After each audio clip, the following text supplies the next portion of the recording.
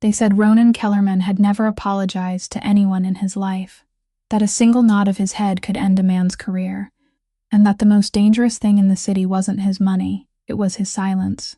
So when a trembling waitress spilled an entire tray of red wine down the front of his suit at the most exclusive party of the year, every guest in that glittering ballroom held their breath and waited for the storm. Her name was Della Voss, 27 years old, a nursing student with chapped hands, tired blue-gray eyes, and a cheap black uniform that didn't quite fit. Nobody in that room knew she'd skipped dinner that night so her little brother could eat, or that back in their tiny apartment, a landlord's final notice sat on the table next to the last few dollars she had in the world. Nobody knew she was one paycheck away from losing her home, her nursing degree, and the only thing keeping the boy breathing. She dropped to her knees on that polished marble floor, wiped the wine with shaking hands, and whispered apologies while the party manager screamed that she was fired, that she'd pay for the ruined suit if it took her the rest of her life. And then the room went quiet because Ronan raised one hand, and everyone stopped. The man they whispered about in this city, the man with the faint scar along his jaw and eyes like gray steel, the man who ran an empire nobody dared to name out loud, looked down at this exhausted young woman, and he didn't see clumsiness. He saw the student badge pinned crookedly to her chest, the small bandages on her worn fingers, and the way she kept her chin up even on her knees. He told her to stand. He told her to follow him. And behind a closed door, away from the cameras and the champagne, he offered her something that made her heart stop. A fortune in cash, enough to erase every debt, save her degree, and protect her little brother's future. And all she had to do was sign one contract and pretend, for 3 months, to be his. She should have run. Any sensible person would have run. Because you don't make deals with a man like Ronan Kellerman and walk away the same. And everyone in this city knew that people who entered his world rarely got to choose how they left it. But Della wasn't thinking about danger that night. She was thinking about a little boy asleep across town, about a promise she'd made at her dying mother's bedside, and about how far a good heart can be pushed before it breaks. What she couldn't have known, what nobody could have known, was that there was a line of fine print at the bottom of that contract she didn't stop to read, that a pair of eyes was watching her from the shadows as she stepped out of that room, and that this desperate girl, with holes in her shoes, was about to do something so unexpected, so quietly powerful, that it would crack open the coldest heart in the city and change both of their lives forever. Because sometimes the richest man in the room is the one who's starving, and sometimes the poorest girl at the party is carrying the one thing money has never been able to buy.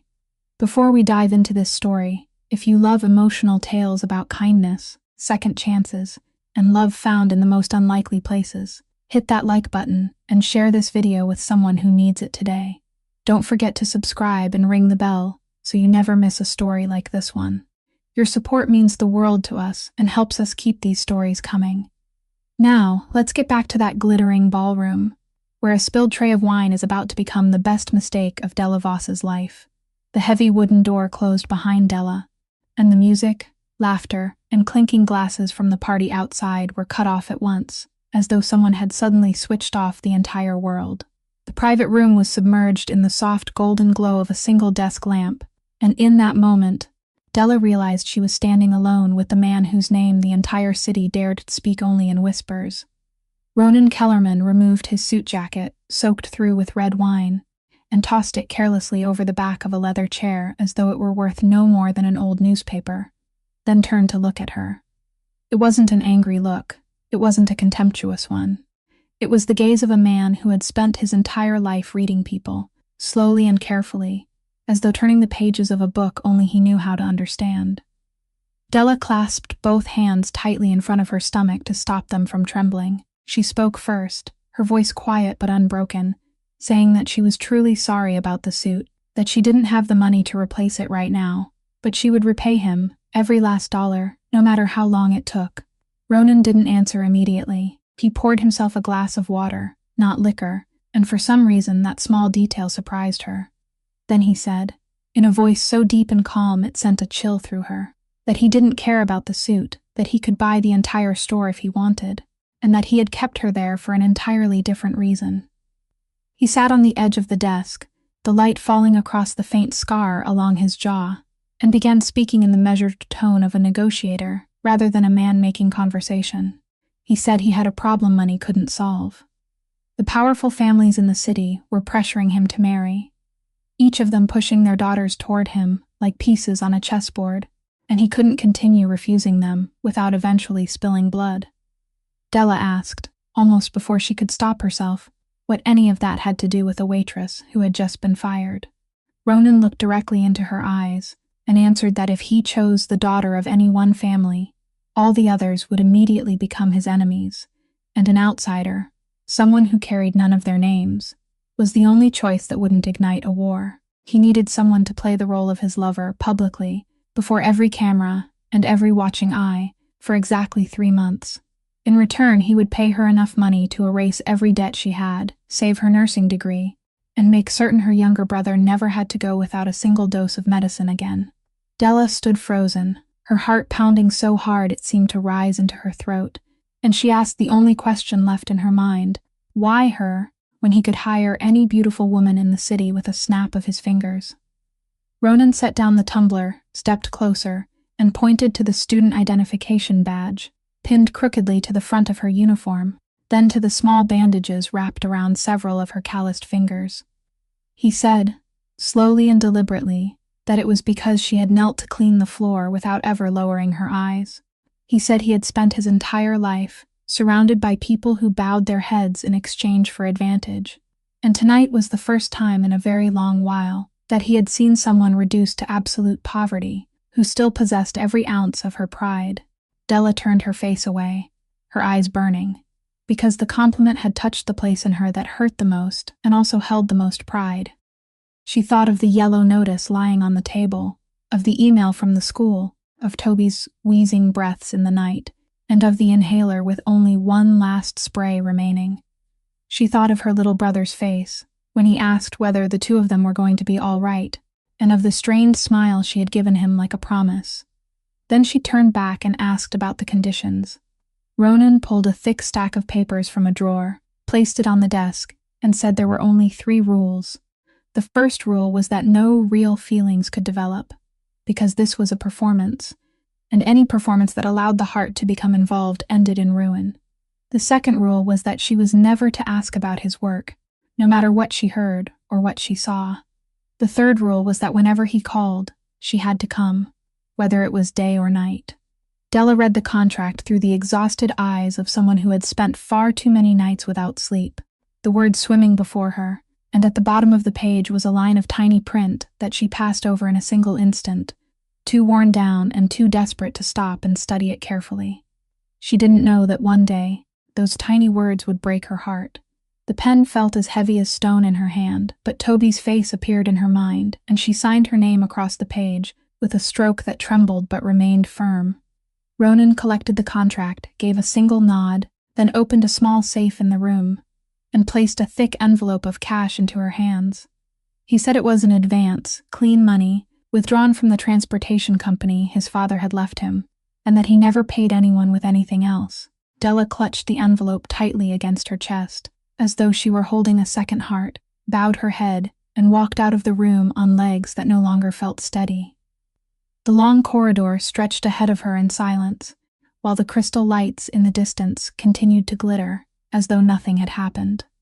She didn't see, in the hidden corner, where the darkness gathered most heavily, a figure who had been standing motionless for some time, or the cold pair of eyes quietly recording every step taken by the poor young woman who had just left Ronan Kellerman's private room, like a patient predator committing the scent of its prey to memory.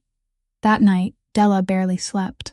She lay on her side atop the thin mattress, one hand resting over the envelope hidden beneath her pillow, as though she feared that the moment she let go, everything would dissolve like a borrowed dream.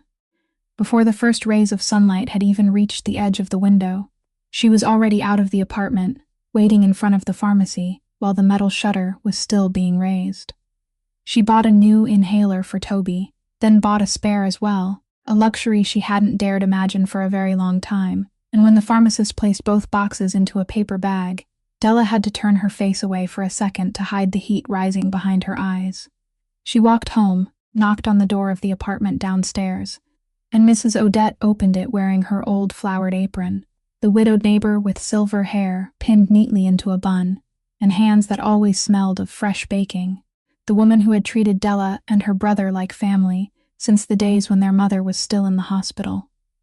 In the kitchen, Toby sat perched on a chair, his cheeks puffed out around an enormous bite of pancake, and the moment he saw his sister, he cried out happily and held up a sheet of paper, covered with a crooked drawing of a bright red fire truck, its ladder stretching all the way into the clouds. He proudly announced that one day he was going to drive that truck, and he would save an entire building, an entire street, and Della too. She bent down and kissed his tangled hair, which still smelled faintly of soap, and told him that first he had to finish every bite on his plate, because no firefighter was ever allowed to be that skinny.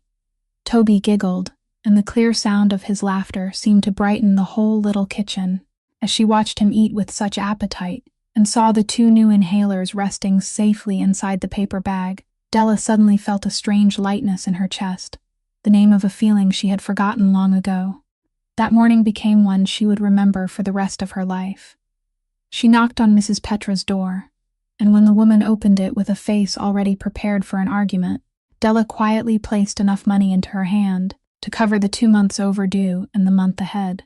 Mrs. Petra froze, counted it once, then again, then a third time, her thick fingers pressing each bill as though she couldn't believe what she was seeing, and in the end she managed only a muttered, "All right then, we're even," spoken so softly it almost sounded kind. After that, Della took the bus to school, and walked into the financial office where she had once stood with empty hands and her head lowered in shame.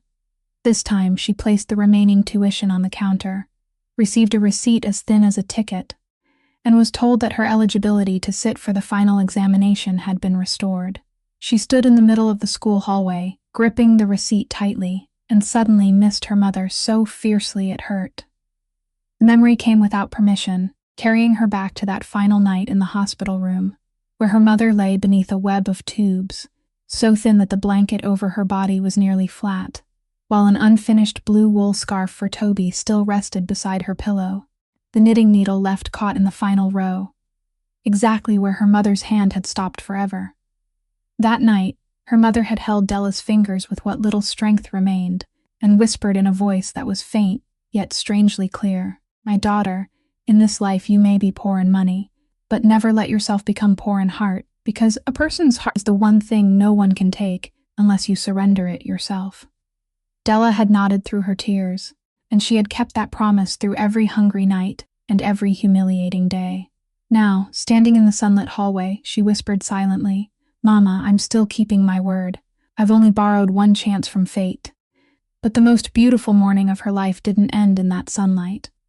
When she stepped through the school gates, a polished black car with dark-tinted windows was already waiting by the curb. A man in a gray suit stepped out and addressed her by her full name, in a voice that was polite but held no warmth at all. He handed her a hard-bound file and said Mr. Kellerman wanted her to review it, so both sides would understand that transparency was expected, then climbed back into the car and drove away without waiting for a reply. Della opened the file right there on the sidewalk, and with every page, her blood grew colder.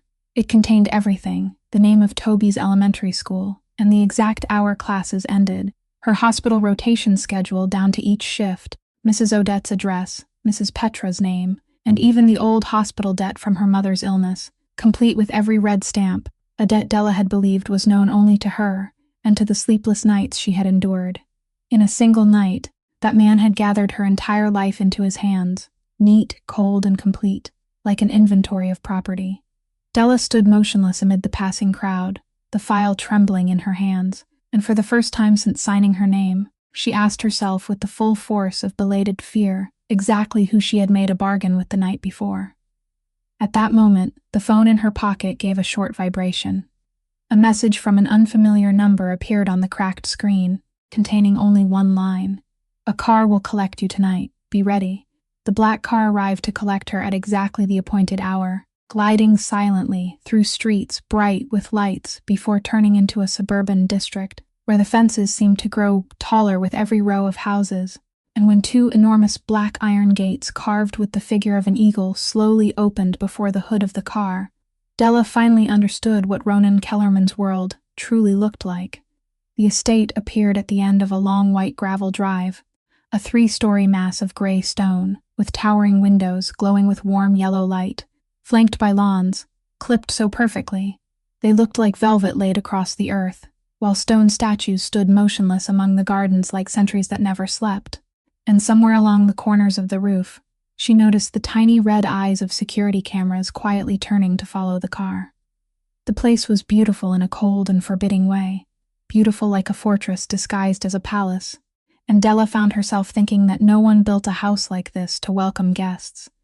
They built it to defend themselves. The moment she crossed the threshold into the marble-floored entrance hall, an entire staff was already waiting, and the hours that followed passed like a whirlwind she could recall only in flashes, hands turning her before mirrors, lengths of silk draped over her shoulders, her chestnut brown hair freed from its hurried knot and brushed until it gleamed beneath the lights. And when it was all over, the young woman in the gilded mirror looked back at her with familiar eyes, from within, a form Della almost didn't recognize. Yet in the middle of that whirlwind, one thing kept her skin prickling with unease. The old housekeeper. She first appeared at the foot of the staircase, a silver-haired woman with her hair pinned high, her back as straight as a ruler, both hands folded over a black apron. And from that moment on, no matter which room Della entered, the woman seemed to have been there long before her, standing silently at the edge of the light, saying nothing, doing nothing that could be clearly named, while her pale gray eyes followed Della without ever looking away, patient and attentive enough to send a chill along the spine. When Della politely nodded in greeting, the woman merely inclined her head in return, her expression unchanged, the kind of gaze that seemed to weigh, measure, and record every one of Della's movements in some invisible ledger. A young maid whispered that her name was Mrs. Ingrid, the longest-serving housekeeper at the estate, then quickly lowered her eyes as though she had already said too much. Della tried to dismiss the uneasiness, telling herself that wealthy people were always wary of strangers, but deep inside, she couldn't shake the feeling that someone in that house had been assigned to watch her. Ronan was waiting in the second-floor study, a room paneled in dark oak with bookshelves rising to the ceiling, and a massive desk at its center. He stood with his back to the fireplace, and when he turned to see her in her new appearance, his gaze lingered half a beat longer than necessary before returning to its usual cold steel. He offered no compliment. He merely motioned for her to sit, then began speaking in the voice of a man passing down lessons that had been learned only through blood. He told her that from that night forward, she would be entering rooms where smiles were cheaper than daggers, and there were certain things she had to commit to memory if she wanted to walk out unharmed. She must never accept a drink from the hand of a stranger, no matter how harmless that person appeared. If she hadn't poured it herself or received it from one of his people, then it didn't exist. She must never answer any question about his work, whether the person asking was a kindly lady or a cheerful old gentleman. Her only answer was that she didn't know and didn't care. And the last thing, he said more slowly, looking directly into her eyes, was that if anyone at those parties claimed to be his friend, she was to remember carefully that the person was lying, because he had no friends. The words fell between them like a stone dropped into a deep well, and for a moment Della saw in the powerful man before her a loneliness so vast that she nearly asked about it, but she remembered the second rule in time. Then he opened the leather-bound planner on the desk and began reading through the events she would be required to attend. And when he mentioned one evening that conflicted with her hospital training shift, Della did what perhaps no one in that house had ever dared to do. She interrupted him. She said she was scheduled to work that night, and the shift couldn't be moved because patients didn't wait for anyone. You couldn't ask Payne to return the following week simply because she had a party to attend. The room went utterly still. Ronan looked up from the planner, and something very close to surprise passed through his steel-gray eyes, an emotion no one had likely been bold enough to awaken in him for a very long time. He studied the young woman sitting straight-backed before him, thin, with bandages still wrapped around her fingers, yet willing to place a wall in the path of Ronan Kellerman's will for the sake of patients she didn't even know. 1 second passed, then 2, and finally he closed the planner and said simply that the schedule would be arranged around her hospital shifts, but in return, She wasn't to miss a single one of the remaining events. Della nodded, and she didn't see the trace of something softer than a smile that briefly touched the corner of his mouth. At that moment, the phone on the desk vibrated. Ronan glanced at the screen, and his face closed at once like an iron door. He rose, told her to wait there, then strode from the study and shut the door behind him. The room sank into silence, broken only by the soft crackling of wood in the fireplace, and as Della let her eyes wander over the towering bookshelves, her gaze suddenly stopped on the wall behind the desk, where a concealed steel door had been left open by the narrowest crack, revealing a cold metallic darkness within, silent and inviting like a trap that was breathing. Della remained seated for a little while longer, both hands resting neatly on her knees like an obedient schoolgirl, telling herself that it was none of her concern, that the steel door belonged to a world she wasn't permitted to ask about. But the room was too quiet, and the soft crackling of the fire sounded like the measured ticking of an invisible clock, while the cold metallic gleam from the narrow opening flashed whenever the flames shifted, like an eye blinking her closer. She rose, meaning only to walk a little and loosen the stiffness in her legs, meaning only to look at the spines of the books, but her feet carried her around the massive desk instead, each step slower than the last, until she stood there, no more than an arm's reach from the steel door, close enough to see what lay inside. Her breath caught in her chest. On shelves lined with dark felt were stacks of cash piled one upon another, crisp, flat, and new. So much of it that it no longer looked like money, but like bricks forming a wall she might never be able to climb in her lifetime. And in the middle of that silent world of luxury, strangely out of place, sat a woman's wristwatch, small and delicate, its leather strap worn thin, its glass clouded, both hands frozen at some long dead moment in time. Della stared at the stopped watch longer than she stared at the money, unable to understand why something so old and ordinary had been placed in the most heavily guarded space belonging to a man who could buy an entire jewelry store. But she didn't have long to wonder, because just then, as she stepped back half a pace, the stiff corner of a folded paper inside her coat pocket pressed against her side, and she remembered the letter. The collection notice had been in her pocket since morning. She had shoved it there after checking the mail before taking Toby to school, promising herself she would think about it later. And now it had found its voice at the worst possible moment. She pulled it out with fingers that had begun to tremble, unfolded it, and the bold printed words struck her eyes for the 100th time. The debt from her mother's hospital bills, the sum that had hung above her for 2 years like a cloud that would never clear, accompanied by a cold warning that if payment wasn't made by the final deadline, the account would be taken to court. Court. The word meant legal fees, wages seized, Della Voss's name blackened across every employment record. It meant the nursing degree she was about to earn would become a beautiful piece of paper no one would dare accept. And directly in front of her, no more than an arm's reach away, was the answer to everything. Just one stack. In that wall built from money, one missing brick wouldn't make it collapse. The man might not even open the safe to count it for an entire year, while for her, one stack meant the end of 2 years of terror, nights without waking at the sound of a knock on the door, and the peace of knowing her mother no longer rested beneath a debt. Her hand lifted before she realized it, hovering in the air, her bandaged fingers trembling as they reached toward the shelf, so close that she could feel the chill of the metal against her skin, while a voice whispered inside her head that no one would ever know, that she would return it later, that this wasn't theft, only an advance on the very money he had already promised to pay her. But then, in the instant when her fingertips were no more than a breath away from the stack, an image rose unbidden from the depths of memory. The unfinished blue wool scarf, the needle still caught in the final row, and her mother's faint yet strangely clear voice returning to her. You may be poor in money, but never let yourself become poor in heart. Della jerked her hand back as though she had touched fire. She stepped away once, then again, her heart pounding wildly in her chest, tears burning at the corners of her eyes, and she understood where she had just been standing, and who she had almost allowed herself to become. If she took that money, she would be exactly what this world expected of poor girls who entered rich men's houses. And worse than anything, she would never again be able to touch her mother's scarf without shame. She stepped forward, placed her hand against the steel door, and pushed it closed with one decisive motion. the lock caught with a sharp, dry click that sounded like a vow.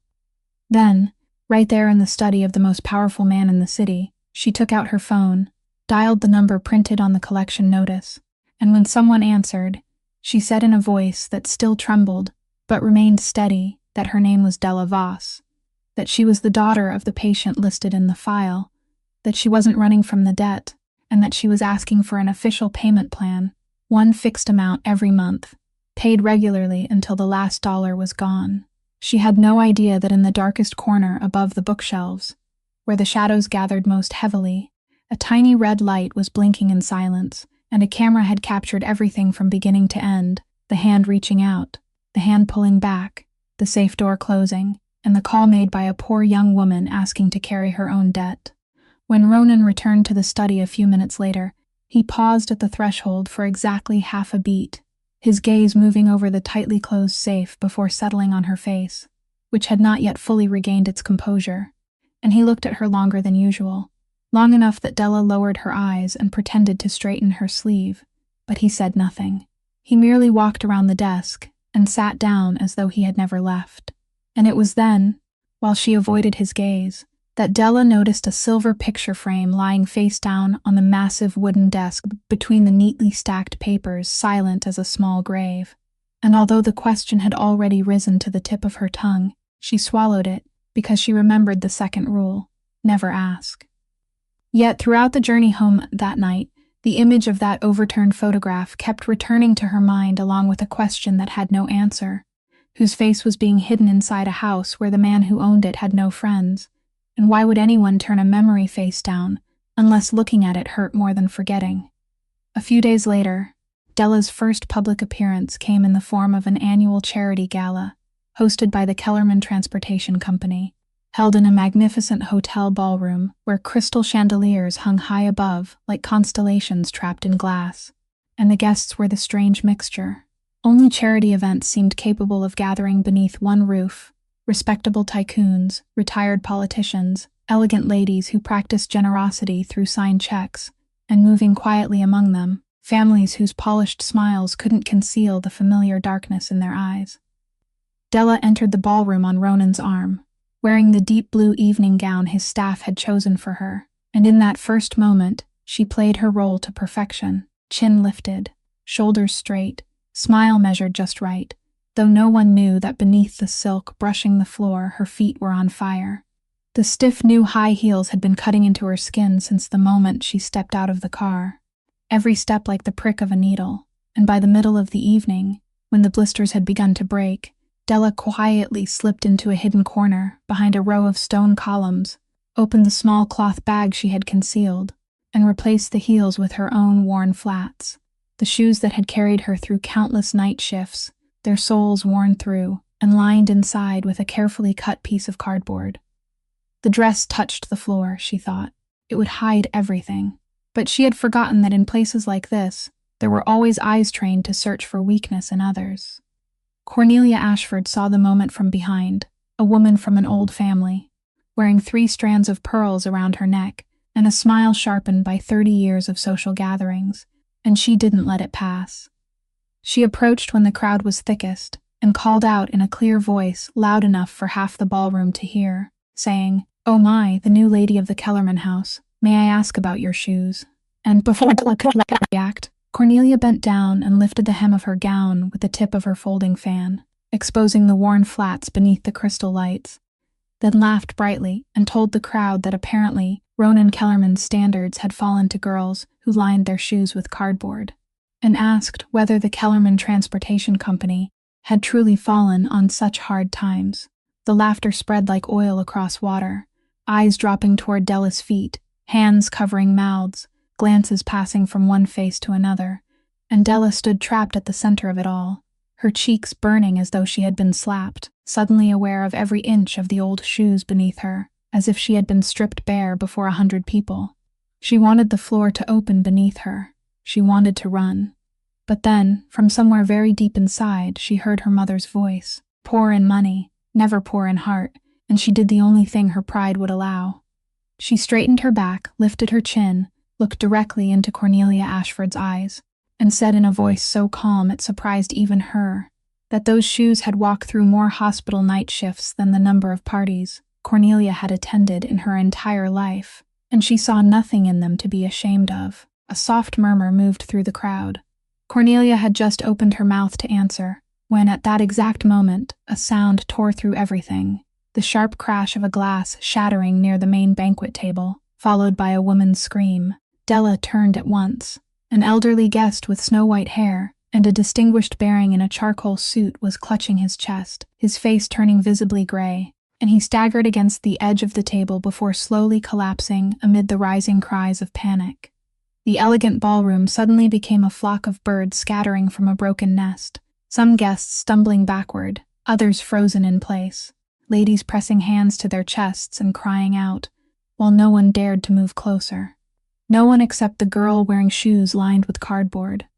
Della pushed through the crowd before she had time to think, her worn flats allowing her to run faster than any pair of heels in the room, and she dropped to her knees beside the man as all her years of study, every night shift, and every hour of exhausting clinical training surged through her veins like an army summoned to battle. She loosened his tie and collar, leaned close to check his breathing, then placed her bandaged hands firmly and expertly over his chest. Looking up, she swept her eyes across the stunned crowd and called out, clearly and forcefully, for someone to contact emergency services immediately and report a suspected heart attack, then pointed to a gentleman in a black suit and told him to bring the hotel's medical kit at once. Her calm, commanding voice cracked across the paralyzed room like a whip, and suddenly people began obeying. During the minutes that followed, each one stretching like a century, the girl they had mocked only 10 minutes earlier became the single axis around which the entire ballroom turned, her hands moving in a steady, controlled rhythm as she fought to hold the fragile thread connecting the stranger to life, sweat rolling down her temple and smearing the carefully applied makeup until the shriek of ambulance sirens sounded outside and the medical team rushed in to take over. After the man had been placed on a stretcher and his breathing had returned, his clouded eyes opened and began searching until they found her face among the crowd, and his thin hand closed around her bandaged fingers with unexpected strength. He whispered slowly, one word at a time, "Young woman, remember my face." Nothing more. Then the stretcher rolled away, leaving Della standing in the ballroom with those strange words still ringing in her ears. And in the thick silence of 100 people who no longer knew where to look, a deep, cold voice rose from behind her, clear enough to reach every corner of the room. Ronan Kellerman stepped forward and stood beside Della, his gaze moving across the painted faces, now turning away before settling at last on Cornelia Ashford, and he said that Della had just saved a man's life, while everyone else had been busy laughing at a pair of shoes. So perhaps someone could explain who in that room truly deserved to feel ashamed. No one answered. Cornelia's 3 strands of pearls trembled faintly as she swallowed. Della, her heart still racing from everything that had happened, suddenly realized that Ronan's hand had come to rest lightly at her waist, steady as a wall, warm as something she didn't yet dare to name. But throughout that night and many nights afterward, what returned again and again to her mind wasn't the warmth of his hand. It was the clouded eyes of the stranger and the words that had sounded almost like a prophecy, "Young woman, remember my face," because she couldn't understand why a man who had just returned from the edge of death would use the first breath he recovered not to offer thanks, but to tell her to remember him. The car left the hotel late that night, and Della sat silently beside the window, assuming it would take her straight back to the old apartment building as it always did. But at one intersection, Ronan suddenly tapped lightly on the partition and gave the driver a brief instruction: turn right. The old road and the elegant car glided quietly into a neighborhood the crystal chandeliers from earlier couldn't have imagined, even in a dream.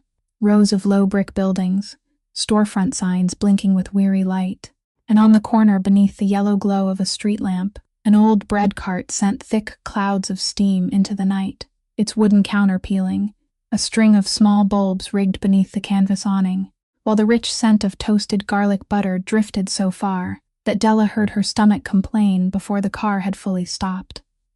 Ronan stepped out first and opened the door for her himself, and the man behind the counter, a broad-shouldered old fellow with a salt and pepper beard and an apron stained heavily with flour, looked up, saw him, and let out a rough laugh that carried across the whole corner, calling, "Good heavens, the Coal Wharf kid!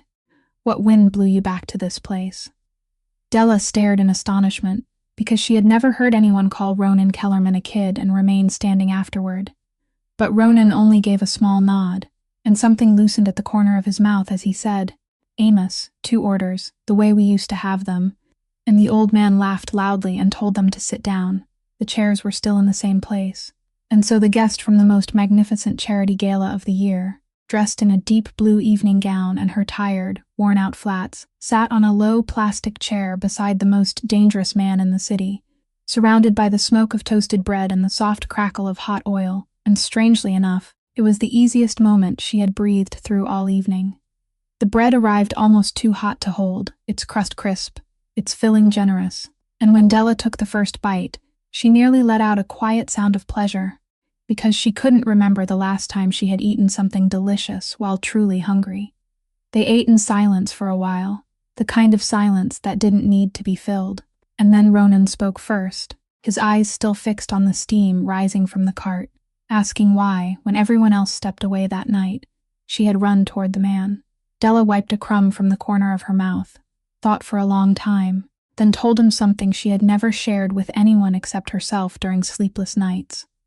She said that on the day her mother was dying in the hospital, she had sat beside the bed for hours, exhausted and numb, and late that night, long after the nursing shift had changed, a nurse who should have gone home much earlier came back into the room, not because she had any duty left to perform, but simply to pull up a chair on the other side of the bed, take Della's mother's hand as it slowly grew cold, and remain there, whispering gentle words to her as though she were family, until the very final moment, so that Della's mother left this world in the warmth of 2 human hands rather than beneath the cold noise of machines. Della said, her voice growing softer, that on that night she understood something, that medicine could lose, that there could be no more drugs left to give.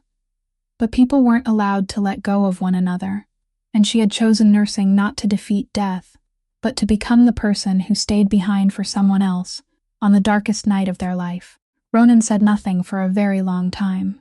He looked at her as though he had just found something he had spent years searching for without ever knowing its name. Then he set down the half-eaten bread in his hand and said in a voice deeper than usual, roughened at the final words, that he had once had a younger sister. Della held her breath and didn't dare move too quickly, afraid that even the smallest sound might cause the door that had just opened to slam shut again. He said her name was Marlowe, that she had been many years younger than he was, that her entire childhood had been filled with laughter, running through the hallways, and that she carried a strange belief no one could shake from her.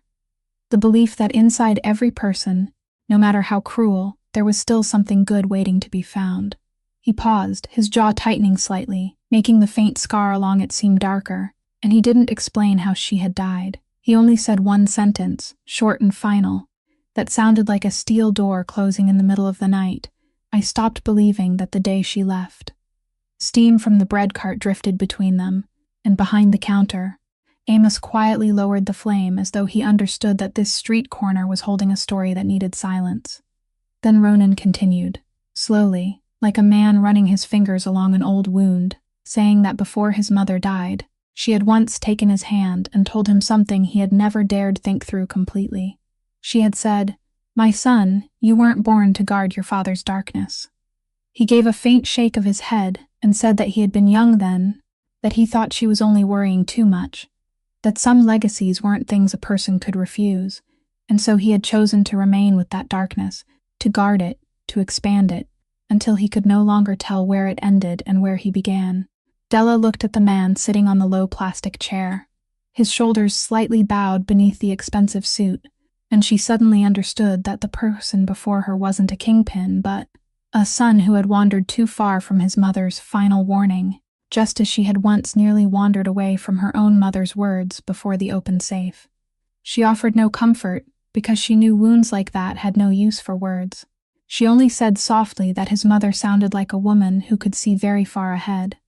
And then, for the first time since the night of the spilled wine tray, Della saw Ronan Kellerman smile, not the cold curve of his mouth from the negotiating table, but a real smile, faint and tired, yet deeply human, like a ray of sunlight slipping through the crack of a house that had been sealed shut for too long, and he said, almost to himself, "Yes, she saw farther than all of us put together, only even now, I still wonder what it was she had already seen." The following Saturday afternoon, Della was scheduled to attend the opening of an exhibition, and instead of sending the driver as usual, the black car stopped in front of the old apartment building earlier than expected. The door opened, and Ronan himself stepped out, causing Della, who was hurrying down the stairs with her bag in hand, to freeze halfway because she hadn't prepared herself for the sudden collision of her two worlds. Mrs. Odette was at church that day, and Toby was upstairs alone, waiting for Della to take him to another neighbor's apartment. She awkwardly explained that he would have to wait a few minutes, because she needed to make arrangements for her brother. But Ronan merely looked up toward the third-floor window where a small head was peeking out with curiosity, and said in a calm voice, as though it were the most natural thing in the world, "Then I'll come up and say hello to the boy." "We're not in a hurry." And that was how the most dangerous man in the city stepped through the peeling wooden door of the tiny apartment, ducked beneath the clothesline stretched across the entrance, and stood in the middle of a room that served as a living room, dining room, and study corner all at once, where the most valuable possession was a bookshelf made from salvaged packing boards, and found himself facing a little boy sitting cross-legged on the worn wooden floor, surrounded by brightly colored plastic pieces. Toby looked up at the tall stranger in the dark suit, neither frightened nor intimidated, only narrowing his eyes and studying him for a moment in the frank way children do, then asked directly whether he was a friend of Della's. Before Ronan could answer, the boy let out a sigh far too mature for his age, pointed at the pieces scattered before him, and complained that his fire truck was missing one part from the ladder, that he had been searching for it for 3 days, and that it was driving him crazy. Della quickly said, "Toby, don't bother him. He's very busy." But she hadn't finished the sentence when something unthinkable happened. Ronan Kellerman unbuttoned his suit jacket, tugged lightly at the crease of his immaculate trousers, and lowered himself to sit on the old wooden floor beside the boy, as naturally as though it were the leather chair in his study. Then he picked up one of the pieces, turned it slowly before his eyes, and said with absolute seriousness, "Report the situation. Which piece is missing, and from which joint? We'll search each area one at a time." Toby's face lit up as though he had finally found an ally. He immediately spread the crumpled instruction sheet across the floor, and in the small room filled with afternoon sunlight, an emergency meeting was called between a 9-year-old boy and a crime lord. 2 heads, one dark and one pale blonde, bent together over the red plastic pieces. One proposed that the missing part might have fallen beneath the cabinet. The other objected that the area under the cabinet had already been searched twice. Ronan suggested turning the storage box upside down and inspecting every crack through a process of elimination. Toby nodded thoughtfully and said, "You think pretty well." Della stood leaning against the kitchen doorway, still holding her bag, watching the scene before her, and unable to decide whether she should laugh or rub her eyes to make certain she wasn't imagining it. Just then, the door opened. Mrs. Odette had returned early from church and stopped by with a tin of cookies. The silver-haired woman stood frozen at the threshold for several long seconds, at the sight of an elegant stranger, lying with his cheek pressed against the floor as he peered beneath the bookshelf under Toby's direction. She said nothing. She simply placed the cookie tin on the table, stepped back to stand beside Della in the kitchen doorway, and smiled to herself with an expression Della could read as clearly as words. Then the moment came. Ronan pulled his hand from beneath the bookshelf, holding between 2 fingers a tiny red plastic piece covered in dust. He blew the dust away and presented it to Toby with the solemnity of a man awarding a medal. The boy shouted with delight, snatched the piece, fitted it into the ladder, and raised the completed fire truck above his head with a triumphant cry. Then he turned to his sister, pointed at Ronan with his whole hand, and announced with the authority of a judge delivering a verdict, "Della, this guy's all right." The entire room burst into laughter. Mrs. Odette laughed, Della laughed, and Ronan, a man whose smiles were as rare as rain in a drought, let out a real laugh that seemed to surprise even him. Encouraged, he cleared his throat and tried to tell Toby a joke, something about a chicken crossing the road, but he told it so badly it became a disaster, missing the rhythm, ruining the punchline, and making such a mess of it that Toby doubled over on the floor, laughing until he couldn't breathe. Not because the joke was funny, but because Ronan was so terrible at telling it. The boy's clear laughter spread through the tiny apartment and soon infected the failed storyteller himself, who scratched his head with an embarrassed smile. Della stood there watching her brother laugh until his face turned red, watching the man from those cold and guarded rooms sitting on the worn floor of the home she shared with Toby, holding an extra puzzle piece in one hand and wearing an awkward smile, while the late afternoon sunlight poured through the window and turned all three of their heads golden. Her heart stumbled for a single beat, only one, but it was deep and dangerous, because in that moment she allowed herself to dream, for no more than a second, about something the contract hidden in a drawer had forbidden her to imagine. Eventually, it was time to leave. Ronan rose and brushed off his trousers, accepted a high five from Toby, and promised that next time he would learn how to tell a joke properly. Then he and Della went downstairs while Mrs. Odette called after them to be careful on the road. But the car had traveled only a few blocks when Ronan's phone vibrated. He answered with his usual indifference, and Della, sitting beside him, felt the air inside the car change before she understood why. His hand slowly tightened over his knee, his jaw clenched until the faint scar stood out beneath the passing streetlights, and he said nothing except two short words, "Go on." When the voice on the other end finished speaking, the man who had been building a toy fire truck on a wooden floor 10 minutes earlier disappeared completely, leaving behind only a face of cold steel, staring through the car window into the darkness ahead, because someone had just informed him that, within his own organization, a traitor was quietly selling information to the outside. In the days following the phone call in the car, the atmosphere around the Kellerman estate changed in ways someone as observant as Della couldn't fail to notice. More men in black suits appeared along the corridors. Whispered conversations stopped the moment she passed, and Ronan, all but vanished behind closed doors, leaving only brief messages about the schedule. That evening, there was a reception they were required to attend together, and the car arrived earlier than usual because of heavy traffic, so when Della entered the estate, dusk had only just begun to settle, and the great hall was strangely deserted. No servants came to greet her. There was only the sound of wind moving through the long, hollow corridors. She waited for a while, then caught the faint sound of voices drifting from the row of buildings beyond the garden, a place she had never entered before, and she followed the gravel path toward it, intending only to ask where she should wait. That was the mistake, or perhaps the destiny, of that night. The storage building at the far end of the garden was lit from within, its heavy wooden door left slightly open, allowing a thin blade of yellow light to cut through the darkness. And from inside that narrow light came a voice Della recognized at once, and yet didn't recognize at all. It was Ronan's voice, still deep, but stripped of its final trace of warmth, leaving behind something flat and cold enough to sound like ice cracking across a lake in the middle of the night. She knew she should turn away.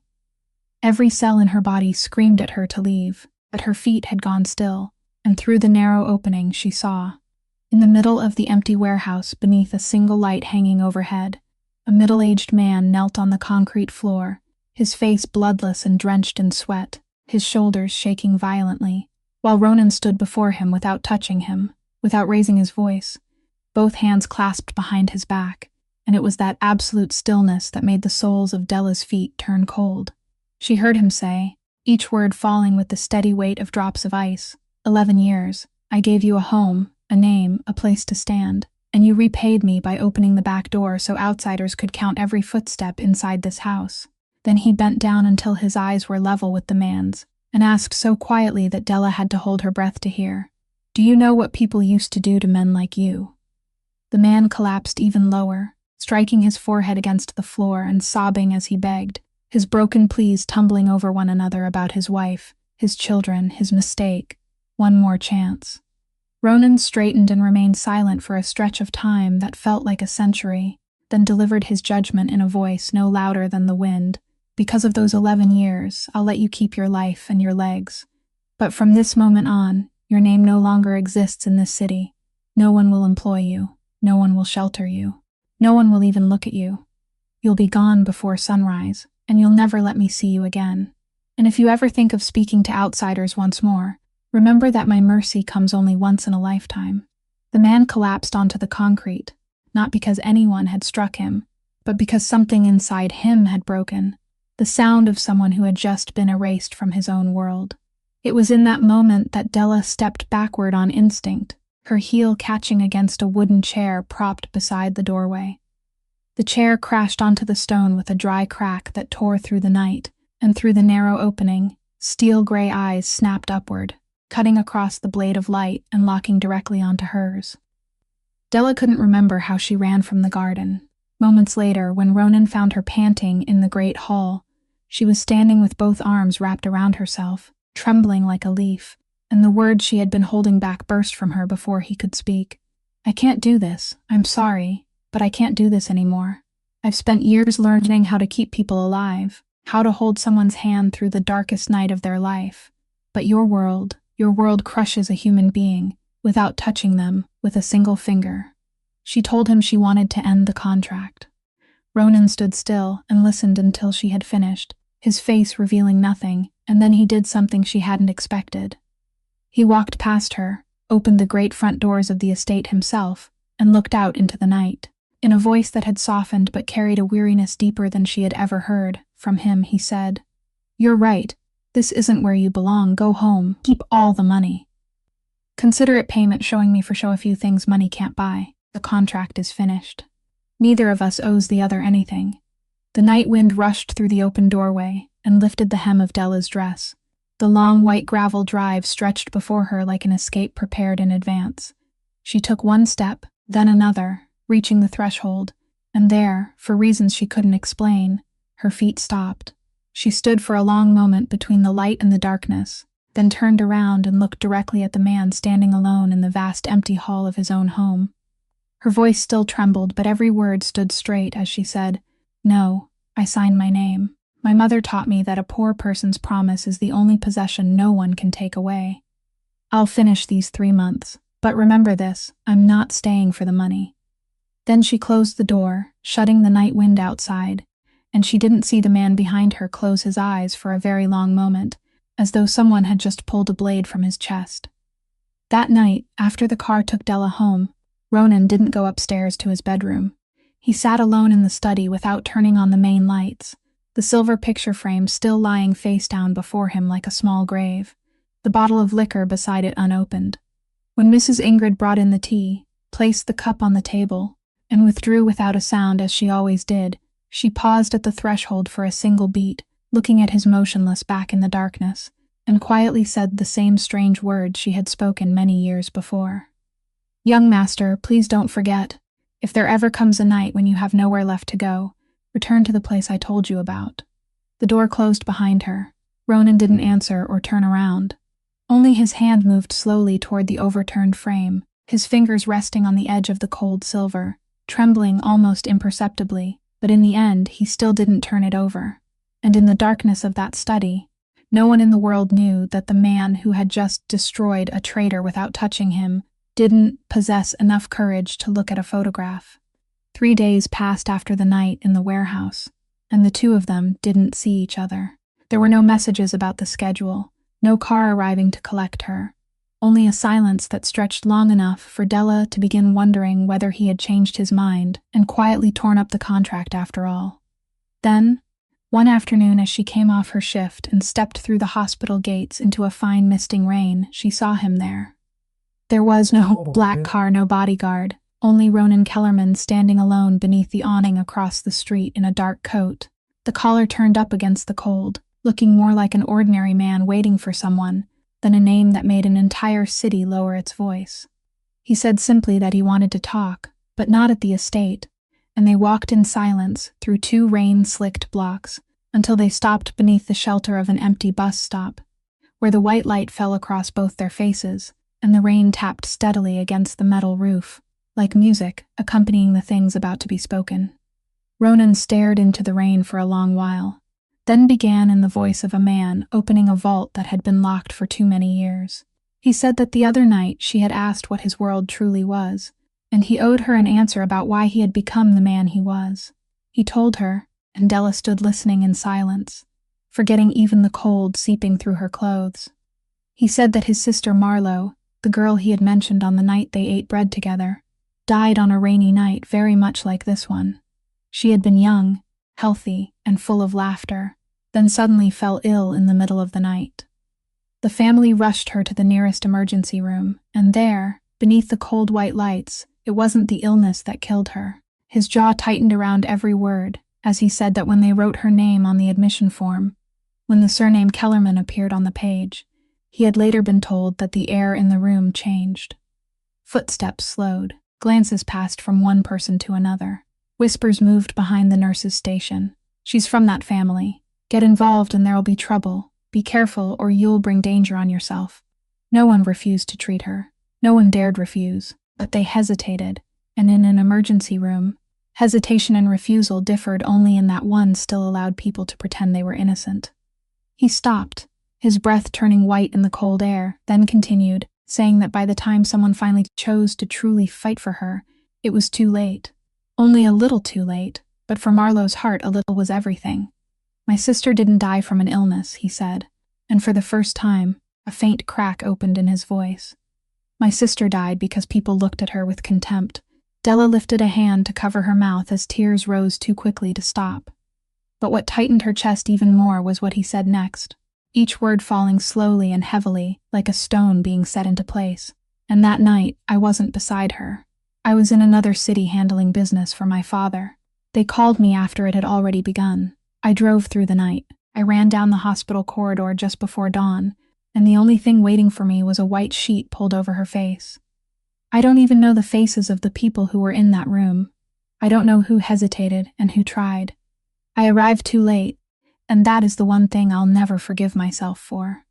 The rain continued its steady rhythm above them. Ronan looked down at his hands as though they belonged to someone else, and said that from that night onward, he swore he would make the Kellerman name into something no one would ever dare hesitate before again.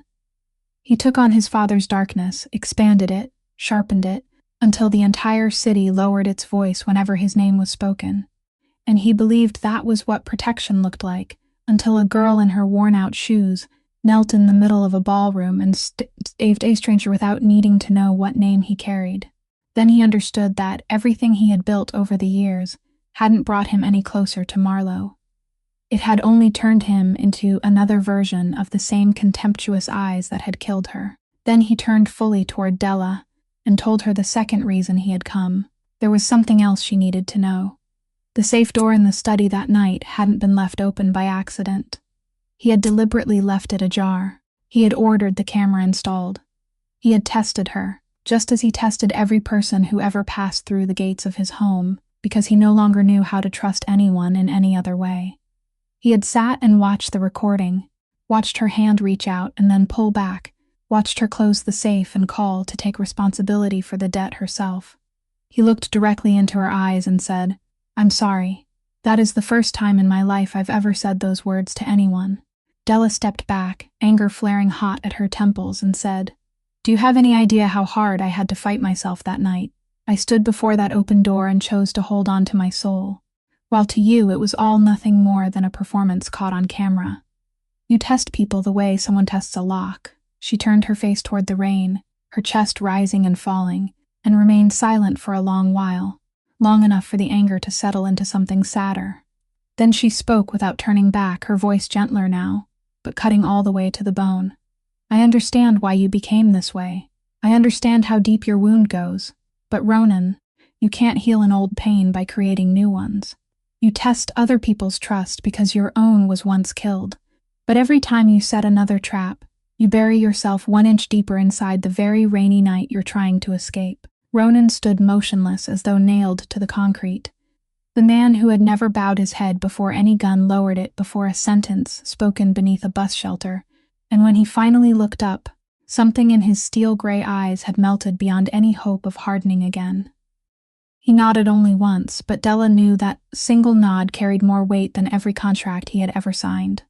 They stood together listening as the rain gradually softened, and when she thought every wall between them had finally fallen, she asked quietly whether he was able to trust anyone now. Ronan looked toward the street, gleaming beneath the lights, and remained silent for a long time. then answered in the voice of a man standing before the final locked vault he still didn't dare open. He said he was learning again, beginning with her. But there was one name he still couldn't bring himself to place on the scales, someone who had stood beside him longer than anyone else still alive, so long that doubting that person felt like cutting off one of his own arms. And tonight, he asked her not to ask him for that name. That night, the first cold winds of the season arrived, slipping through the cracks of the old apartment windows. And sometime after midnight, Della woke with the sixth sense possessed by women, who have spent their lives raising younger siblings as though they were their own children. She sat upright before she could clearly make out the sound coming from the next room, and the moment she stepped inside, she became someone else entirely. The nurse within her awakened fully, calm, warm, and steady as a safe harbor. She sat on the edge of the bed, turned the small lamp down until its light softened, placed a hand on her brother's back, and rubbed slow circles as she spoke in a voice gentle as a lullaby. "I'm here, Toby. Look at me. Let's play our old game. Breathe in with me like you're smelling a flower, then breathe out slowly, like you're cooling a bowl of soup. That's good. Just like that." One more time, she reached for the new inhaler on the bedside cabinet, shook it with practiced hands, and helped him take the medicine at exactly the right rhythm, as she had done hundreds of times before. But that night, her professional instinct told her it wasn't enough to simply feel reassured. Changing season was always the hardest time for him, and a child like Toby needed to be seen by a doctor that night, not the following morning. She knocked on Mrs. Odette's door, and the elderly neighbor hurried upstairs after throwing on a cardigan, her hands still carrying the familiar scent of fresh baking as they quickly folded a light blanket, poured warm water into a thermos, and straightened the boy's collar. All the while, she murmured tenderly that her little pup was doing so well, that they would go and have him checked so he could feel completely better, and tomorrow she would make banana pancakes. Toby, wrapped between the warmth of those two women, nodded obediently, still clutching his small pillow tightly against his chest. Della picked up her phone, her finger moving toward the taxi number out of the old habit of someone who had never had the luxury of other choices, but then she stopped. At that hour, a taxi would take far too long to reach their neighborhood, and guided by an instinct she couldn't explain, she pressed the name of a man she had never called before for anything personal. The phone rang only once and a half before he answered, fully awake as though he had never been asleep, and Della barely had time to say that Toby needed to go to the hospital that night before the reply came, brief and certain as an already open door. "I'll be downstairs in 10 minutes. It wasn't the driver, and it wasn't the black car with the partition. Ronan himself was behind the wheel of an ordinary vehicle, his hair still uncombed, and throughout the journey across the deserted city, he drove quickly but with extraordinary smoothness, avoiding every pothole as though carrying the most fragile thing in the world. From time to time, his eyes searched for Toby in the rearview mirror, while the boy sat nestled in Mrs. Odette's arms, wrapped in the unfinished blue wool scarf Della had brought like a talisman, their mother's scarf, the knitting needle still caught in the final row, now resting around the shoulders of the son she had never lived to meet. The moment the car stopped outside the emergency entrance, Ronan came around and opened the door, and before anyone could object, he lifted Toby into his arms and strode through the glass doors, his broad back beneath the hastily thrown coat dividing the cold white light of the night lobby. When the woman at the desk looked up and began the familiar procedural question, he spoke only his full name, clearly, and without raising his voice, and Della, standing directly behind him, watched that name pass through the emergency room like an electric current. Footsteps quickened, doors opened. The attending physician appeared so fast that even she was startled, and as she stood in the lobby watching the hospital bed disappear down the corridor, something became clear to her with such force that her eyes burned. Years ago, that same surname had made people hesitate beside the bed of a little girl, and this man had built an entire empire, trading away pieces of his soul, so that tonight no one in the world would ever dare hesitate again. Everything that followed moved quickly and smoothly. The doctors examined Toby carefully, adjusted his medication, and decided to keep him under observation until morning to be safe. Before long, in a warm pediatric room painted with blue whales, the boy was breathing evenly and sleeping peacefully beneath his grandmother's wool scarf. Near dawn, he suddenly opened his eyes, wide awake, looked around the room, and asked everyone whether they sold ice cream there. Mrs. Odette laughed until tears ran down her cheeks, while the nurse on duty surrendered at once and promised that when her shift ended, she would find the future firefighter a proper ice cream bar. By the time Della had settled everything for her brother, the sky had begun to pale. She suddenly remembered that the man who had driven them through the night still hadn't received a proper word of thanks, so she walked along the pediatric corridor, looking for him, and then stopped motionless at the bend. Ronan stood there alone in the half-lit hallway, no one knew for how long, perfectly still, before a large glass window overlooking a shared room where children slept beneath the gentle night lights. His hands hung at his sides. His shoulders no longer belonged to a crime lord, and on the angular face that had always seemed frozen, his steel-gray eyes were red, filled with tears he didn't wipe away, perhaps because he didn't even realize they were there. His gaze passed through the glass, through the small beds, and returned to some distant rainy night where a little girl had waited for a brother who hadn't arrived in time to hold her. Della remained silent at the bend in the corridor, one hand pressed tightly over her heart. She didn't approach or speak, understanding that there are moments when a person must be left alone with the dead they still carry. Then she stepped backward as quietly as she could, taking the image with her like a secret she would keep for the rest of her life, and he never knew she had seen him. By afternoon, Toby had been discharged with color back in his cheeks and a victorious ice cream bar in his hand. Ronan drove them all home, the car moving smoothly through streets beginning to glow with evening lights. But at the first intersection, his eyes narrowed in the rearview mirror. At the second, his grip shifted on the steering wheel, and Della, without turning around, noticed through the passenger side mirror a gray car following them, at a distance too precise to be accidental. It stayed behind them through exactly 3 intersections, and at the 4th, when Ronan suddenly turned in the opposite direction from home, the gray car didn't follow. It continued straight and disappeared into traffic as though it had never existed, leaving inside their car a silence both adults understood, though neither of them gave it words in front of the child in the back seat, licking his ice cream and humming softly to himself. The weeks that followed passed in such a way that, if anyone had asked Della to tell the story afterward, she wouldn't have known where to begin, because there was no single great event, only small things so harmless when taken alone, and so deadly when gathered together. It was one afternoon when she came home and found Toby loudly showing off a new building set, a rescue helicopter, a gift Uncle Ronan had sent over with a handwritten note in his sharp, precise script, saying that every fire department needed an air unit, and Della stood reading that note longer than necessary. It was a noon after her shift when she stepped through the hospital gates among the crowd, and found him waiting beneath the awning across the street, unannounced and without explanation, saying only that he had been passing by, though she knew perfectly well that no road Ronan Kellerman ever traveled happened to pass through that neighborhood, and the two of them walked side by side for 2 blocks, saying very little. Yet she returned home with both cheeks burning. It was the late-night messages asking how Toby had slept, the box of cookies Mrs. Odette received, with a note thanking her for caring for the brother and sister, the way he remembered that Della took her tea without sugar, the way his hand naturally reached out to shield her from traffic whenever they crossed a street. The man from the cold rooms kept appearing in places no one had required him to be, and Della's heart, carefully fenced in by reason in the contract, developed another tiny opening each day that she pretended not to see. Then came the night when every layer of pretending collapsed. Her final examination was drawing near, and the most difficult theory section, the one filled with tangled measurements and mechanisms that had defeated more students than she could count, remained before her like a wall of stone.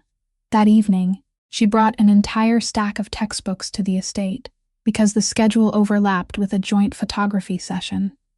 And when the session ended early, Ronan found her curled into a corner of the sitting room with a thick book in her lap and dark circles beneath her eyes. He said nothing. He simply pulled a chair beside her, picked up the book, read through several pages, and began to explain. To her surprise, he taught beautifully. The cold, incisive mind he used to command men and move entire operations took the complicated concepts apart layer by layer, arranging them neatly, turning dry chains of mechanisms into logical stories she could actually see. He was unexpectedly patient, explaining the same thing a second time, then a third, without the slightest irritation in his voice. Their heads bent together over the page beneath the warm lamp, close enough for their shoulders to touch, close enough for her to catch the faint scent of cedar from his jacket. And when she finally solved the most difficult problem entirely on her own, she cried out in delight, turned toward him with the triumphant smile of a child who had just won, and found him already watching her. It wasn't the assessing look from their first night. It wasn't the steel gaze he wore at negotiating tables. It was a light she had never seen in him before, warm, gentle, and so unguarded that he himself didn't seem to know it was there. They looked at each other for longer than one breath, longer than two, and then Della quickly lowered her eyes to the book, her heart beating like a war drum, and in that bowed moment the truth settled over her as softly and mercilessly as a falling leaf. She had broken the first rule. Not that night, but long before. Perhaps it had happened the afternoon he sat on the wooden floor, searching for the missing puzzle piece. Perhaps it had happened the night she saw him standing outside the pediatric ward, with reddened eyes. She had fallen in love with Ronan Kellerman. That night, Della couldn't sleep. She sat at the table, opened the drawer, and took out the copy of the contract she had carefully hidden away after the first night and never opened again. Beneath the light of the desk lamp, she read each page slowly, telling herself she only wanted to review the termination clauses, though the truth was that she was searching for some escape route for her heart. Then, at the bottom of the final page, she found what she had passed over on that desperate, exhausted night, the line of tiny print sitting quietly beneath the larger terms, the fourth clause. She read it once, then again, then a third time, and each time the words grew colder. In the event that either party developed genuine feelings beyond the scope of the agreement, the other party retained the full right to terminate the contract immediately. And the party in violation would be required to leave permanently, sever all contact, and permit no meetings, no letters, no exceptions of any kind. The paper trembled in her hands, or perhaps it was her hands that were trembling, and she could no longer tell the difference because the meaning of those words stood naked before her. If she spoke the truth of what she felt, even through a single glance caught at the wrong moment, she wouldn't merely lose the role. She would lose him forever. She would lose even the right to stand near him, to see him smile, and Toby would lose those afternoons of shared laughter with him. The clause had clearly been written for people like her, and bitterly enough, it now trapped her inside one unbearable choice: love him in silence or lose everything. So beginning the next day, Della started building walls. She answered his messages later, and with fewer words. She blamed her examinations and declined the walks after her shifts. She returned to calling him Mr. Kellerman, a formality she hadn't used in a long time. It reached its peak that weekend, when he came to collect her for an event carrying a box of the tea she liked, and stood in the doorway asking the simple question, "How has your week been?" Della forced a polite, professional smile, the kind she used with difficult patience to maintain a safe distance, though her heart ached inside. She accepted the tea and said softly, "I'm doing well, thank you. But with the contract coming to an end soon, Mr. Kellerman, I think it's best we remain mindful of our boundaries. We wouldn't want the performance to blur into reality."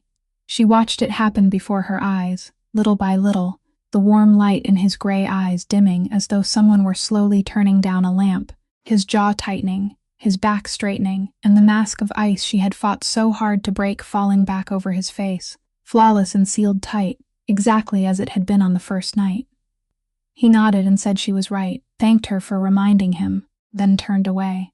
Della stood behind the closed door with her back pressed against the cold wood, both hands clamped over her mouth to keep the sobs from escaping, crying over a cruelty so twisted that she had been forced to wound the heart of the man she loved just to remain near him. And through her tears, one question kept rising no matter how hard she tried to bury it. Who had written that fourth clause, and what could someone possibly fear so deeply that they would place an official prohibition over their own heart? It happened one weekday afternoon, at the little cafe near the school gates, where Della often sat studying between hospital shifts. She was bent over a stack of notes beside a cup of tea that had long since gone cold when a shadow crossed the table, and someone pulled out the chair opposite her without asking permission. When she looked up, she saw a man close to Ronan's age, perhaps a few years older, dressed in an impeccably tailored silver-gray suit, his hair swept back and gleaming, and a smile as smooth as oil spreading across water, the kind of smile already in place before there was any reason to use it.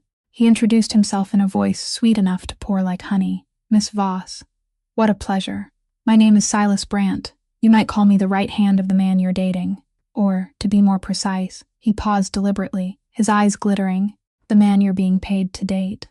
Della went rigid, her hand closing instinctively over her notebook. She asked what he wanted, her voice remaining calm even as her heart missed a beat, and Silas smiled more broadly, praising her for being direct, saying good. He liked people who didn't waste time. Then he placed a slim black leather briefcase on the table, turned it toward her, released the 2 brass clasps with a pair of sharp clicks, and lifted the lid just far enough for Della to see inside. Crisp stacks of new bills were packed tightly together like bricks. More money than she had seen inside Ronan's safe that night, enough for her and Toby to live an entire lifetime, without looking at a price before looking at the thing they wanted. Silas lowered his voice to the intimate whisper of a man sharing a business secret and said that his request was a small one. There was a burgundy leather-bound ledger in Ronan's study. It wasn't kept in the safe. The safe was for people to look at. That ledger was hidden far more carefully. She was the only person besides Ronan himself who was allowed to move freely through the room. All she had to do was find it and burn it, or bring it back to him. Once it was done, the briefcase would be hers. No one would know. No one would be hurt. Everyone would be happy. Della studied him and asked why a right-hand man needed to bribe an outsider to steal a book from his own master's house, and for a fraction of a second, Silas's smile thinned by the width of a hair. He said she was smarter than she looked. Let us simply say that the ledger contained notes about him. Notes one brother should never have kept about another. Ronan called it insurance. Silas called it a knife held against the back of his neck for more years than he cared to count, and he was tired of living with the blade. Della closed the briefcase and pushed it back toward him, saying that he had chosen the wrong person. Silas leaned into his chair and looked at her as though she were an amusing little animal, then played his next move. "So you're that loyal to him, are you? How touching. But let me tell you something true about that man. You think he means any of it. You think the walks, the boxes of tea, the little building sets are real. They're all part of the script. I've stood beside him longer than anyone still alive. I've watched him perform this same act in games both large and small. When the contract expires, he'll throw you away like a sheet of paper that has served its purpose, without so much as looking back. You'll return to your peeling apartment building, and he'll replace you with some other woman better suited to the next game. That is how our world works, young lady. Don't wager your heart in a gambling house where you haven't even been dealt a hand." The words poured directly into Della's newest wound, into the same place she had struck when she built the wall between herself and Ronan, and she hated herself for allowing them to seep inside, even for a second. But she still rose, gathered her notes into her bag, and said in a voice that wasn't loud but carried enough steel that she didn't know what stood between the two men, and she didn't need to know. Her answer was no. It was no today, and it would still be no tomorrow. Silas didn't become angry, and that was the most frightening thing of all. He only nodded thoughtfully, like a chess player watching his opponent make the exact move he had expected. Then he reached into the inner pocket of his jacket, drew out a photograph, and placed it neatly on the table before her. The blood in Della's body turned cold. It was a clear photograph of her, taken from no great distance. She wore her old coat and held Toby's hand as they crossed the marked street in front of his elementary school on some morning, when she had never known a camera was there. Silas said nothing about the child. He didn't need to. He merely tapped one finger against the corner of the photograph, against Della's own face, and said in the same honeyed voice, "Miss Voss, you have more to lose than you realize." Then he stood, fastened the button of his jacket, lifted the leather briefcase, and offered his final words as lightly as a farewell. "Think about it. There's no need to rush, but don't take too long. And by the way, don't waste your effort telling him. I always prepare for the answer no, Miss Voss. Always." He turned and walked toward the door, and at that exact moment, as his hand pushed against the glass and the midday sunlight slanted inside, something flashed on one of his fingers, an old-fashioned gold ring, set with a carved signet stone. Della stood frozen in the middle of the cafe because she had seen that ring somewhere before. Her memory raced backward wildly, then stopped at an afternoon in the study at the estate. The only time she had ever seen the front of the silver picture frame. Mrs. Ingrid had come in to clean the desk and lifted the overturned photograph for only a few seconds to wipe away the dust beneath it. Only a few seconds, but long enough for the image to burn itself into Della's memory. It was an old family photograph faded with age, showing a teenage boy with steel gray eyes standing beside a light-haired little girl, whose eyes were squeezed shut with laughter, and behind the two children, with one hand resting on each of their shoulders, stood an older young man with a broad smile, wearing that exact gold signet ring on his finger. The ring in the photograph that had remained face down for years on Ronan's desk, and the ring that had just flashed in the cafe doorway were the same. Della sank back into the chair, her breathing growing shallow, because she had just understood something that sent a chill through her spine. The man who had placed her photograph on the table and smiled at her with a voice as sweet as honey wasn't merely a disloyal subordinate. He had once stood inside the only family photograph Ronan Kellerman kept on his desk. He had once laid a hand on Marlowe's shoulder. He had once been family. Della remained in the cafe for a long time after Silas had disappeared from sight, the tea before her completely cold, his warning still circling in her ears. Don't waste your effort telling him. And she understood that it hadn't merely been advice. It was a test already built into the trap. A man like Silas surely had eyes and ears around Ronan. Telling him would mean stepping into a game whose entire board she couldn't see. Silence would be safer for her, for Toby. All she had to do was lower her head, finish studying, complete what remained of the contract, then disappear from the world of gold rings and leather briefcases. But then she remembered Ronan's face beneath the bus shelter on that rainy night. Remembered him saying that he was learning how to trust someone again, beginning with her, and she knew that if she remained silent tonight, then every wall she had built because of that fourth clause would mean nothing, because she would no longer be someone worthy of standing behind those walls. That evening, she went to the estate without warning, walked directly to the study, and told him everything. From the smile as smooth as oil, the leather briefcase filled with money, the burgundy leather-bound ledger, to the words she had thrown back at Silas before he left, that he had chosen the wrong person, because some things in this world weren't for sale. She spoke evenly and concisely, as though reading from a medical chart, withholding only one detail, the photograph, because she wanted to see his reaction first. And Ronan's reaction stunned her because it wasn't anger. He stood motionless beside the fireplace for a long time, then, as though someone had removed his spine, slowly lowered himself into the armchair and covered half his face with one hand. When he spoke, his voice wasn't cold or sharp, only so tired and sorrowful that Della felt an ache somewhere inside her chest. Do you know who Silas is to me? He isn't an employee. He isn't an associate. My father found him on the streets when he was a starving boy, gave him the surname Brandt so he wouldn't carry the shame of being called illegitimate, and raised him in this house as though he were his own son. He was always 2 steps ahead of me growing up. He taught me how to climb trees. He taught me how to bandage cuts so my father wouldn't find out. And Marlowe. He stopped, his throat moving with difficulty. Marlowe clung to him even more than she clung to me. He used to carry her on his shoulders through the garden outside. She would laugh until she couldn't breathe up there, in the same garden, where he now has people counting every one of my footsteps. He lowered his hand from his face and stared into the fire as he continued, saying that after the night Marlowe died, everyone in that house broke in a different way. I turned to stone. Silas turned hungry. He became hungry for power, the way other people hunger for food. He told me that the Kellerman family had lost because we weren't frightening enough, and I let him take control of the parts of the business I no longer wanted to sink deeper into. I knew he was going too far somewhere, so I created that ledger, not to destroy him, but so that one day I might be able to pull him back and make him stop.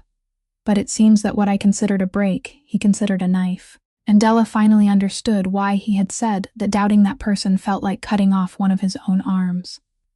Then she took the photograph from her bag and placed it on the desk between them, without saying a word, and she watched the transformation move across Ronan's face, like water freezing in a single second. The grief vanished, replaced by a stillness more terrifying than anything she had seen in the warehouse that night. He picked up the photograph and stared at the image of her holding the child's hand while crossing the street, his knuckles turning white against the edge of the paper. Then he laid it down, flat and perfectly straight, with the careful precision of a man using every ounce of his will, not to crush what he held. When he spoke, each word fell like the blow of a cold hammer. My world is filthy. I've never denied that. We deceive one another, stab one another, bury one another. But that world continues to stand because of one law no one is permitted to break. Children are never touched. They aren't photographed. Their names aren't spoken. They aren't used as pieces in a game. Anyone who breaks that law no longer belongs to any world at all, and Silas has just broken it. He rose, walked to the window, and took out his phone, and during the next 10 minutes, Della heard him give brief instructions in a voice no louder than the wind. From the fragments she understood that beginning that night, men would quietly be stationed around her apartment building, around the elementary school gates, and even around Mrs. Odette's home, men Toby would never see. The boy's life would remain filled with banana pancakes, building sets and ice cream bars, and not a single shadow would be allowed to reach him. Ronan turned back toward her and said that she and the boy would be safe. I promise. And Della knew that a promise from that man carried more weight than every notarized document in the world. Then the air in the room softened. Ronan looked at her for a long time, so long that she had to grip the strap of her bag tightly to remain still. And when he spoke, his voice had returned to its low warmth, though something inside it sounded fractured. Do you know what I can't stop thinking about? That briefcase contained enough money to make people sell their fathers, their brothers, even their souls. I've spent my entire life among those transactions, so I know. People pay fortunes to purchase betrayal, and you refused it as though you were refusing a cup of cold coffee. Then today, you walked straight through his threat and came here to tell me. Della turned her face away before his eyes could reach what she was hiding, and she heard him say softly, almost to himself, "If only you knew what that means to a man like me." She took her leave when the clock had already struck midnight, and his car drove her home to the foot of the apartment building. She had only stepped onto the first stair when the phone in her pocket vibrated. An unfamiliar number glowed across the cracked screen.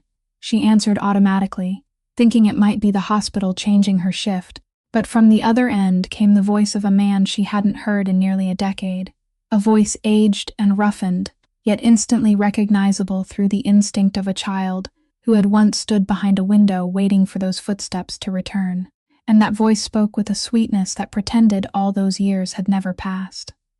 "Hello, daughter." Della stood rooted to the dark stairway, the phone pressed to her ear, and for several seconds that felt as long as a lifetime, she couldn't force out a single word, while the voice on the other end continued flowing smoothly. He asked how she had been, said he heard she was about to become a nurse, that her mother would have been so proud if she were still alive, then clicked his tongue and mentioned Toby, saying the boy must be so big by now, that he had heard his lungs were weak, poor child, and children like that needed a proper home, a man in the house. Della still had her whole future ahead of her, so perhaps she should let him take the boy and raise him for a while. He was settled now, and there, beneath those syrupy words, Della heard the ice cracking under her feet, because this man had walked away when Toby was still an infant, had never sent a card, had never known which school his son attended, yet now he knew Toby had weak lungs, knew she was about to take her nursing examination, knew things only someone who had read a file on her, or had ordered photographs taken outside the school gates, could possibly know. She gripped the phone until her knuckles turned white and asked directly, in a voice colder than she knew she possessed, "Who gave you this number, and who paid you?" The line went silent for half a second, only half a second, but that was answer enough. Then he gave a false little laugh and said, "What a strange thing to ask, I'm your father." Della ended the call and leaned against the freezing railing, understanding that Silas had told the truth about at least one thing. He always prepared for the answer no. When he couldn't buy her with the leather briefcase, he went searching for the one weapon capable of bringing her to her knees, and that weapon wore her father's face. She intended to tell Ronan everything the next morning, but she never received the chance, because that very night, the night the newspapers would later call by many names, Ronan Kellerman's world collapsed. Della's refusal and immediate journey to the estate had told Silas everything he needed to know, that he had been exposed, that the burgundy leather-bound ledger had become a time bomb counting down above his head, and a man like Silas didn't sit still and wait for a bomb to explode. He pulled the trigger first, earlier than planned, but with a machine that had been oiled for a very long time. In a single night, the doors within the Kellerman empire changed hands one after another, without a gunshot. Men who had been taking Silas's money for longer than anyone knew all turned at once. Forged signatures and documents prepared with exquisite care were sent simultaneously to the police, the press, and the families, all of them telling the same story written in advance, that every darkest operation in the organization had long been directed personally by Ronan Kellerman, while Silas Brandt was merely an honest employee who had bravely stepped forward to expose his master. Accounts were frozen. The estate was overrun and seized by Silas's men before dawn, and the crushing machine Ronan had spent years building turned suddenly and aimed itself at him. Ronan received a final warning call from one of the few men who remained loyal while he was driving back to the estate. He heard only a few words, "Don't go home, they're already there," before two vehicles without headlights appeared behind him. The chase tore through the driving rain, headlights smearing across the wet road, Ronan's car cutting through rows of dark suburban streets, and at a sharp bend where the road followed the embankment, another vehicle burst from a shadowed side street and rammed into him. Metal ground against metal with a long, screaming shriek. Ronan's car skidded, spun sideways, struck the guardrail, and came to a halt in a thin cloud of smoke. When figures poured from the other two vehicles, they found only the car door hanging open, the driver's seat empty, and several dark stains spreading across the upholstery as the rain slowly washed them away. The man hunted by the entire city had vanished into the black alleys along the embankment, one hand clamped over his injured shoulder, leaving behind the car, the phone he had thrown into the water so no one could trace him, and the whole of his empire. He escaped with nothing but his bare hands.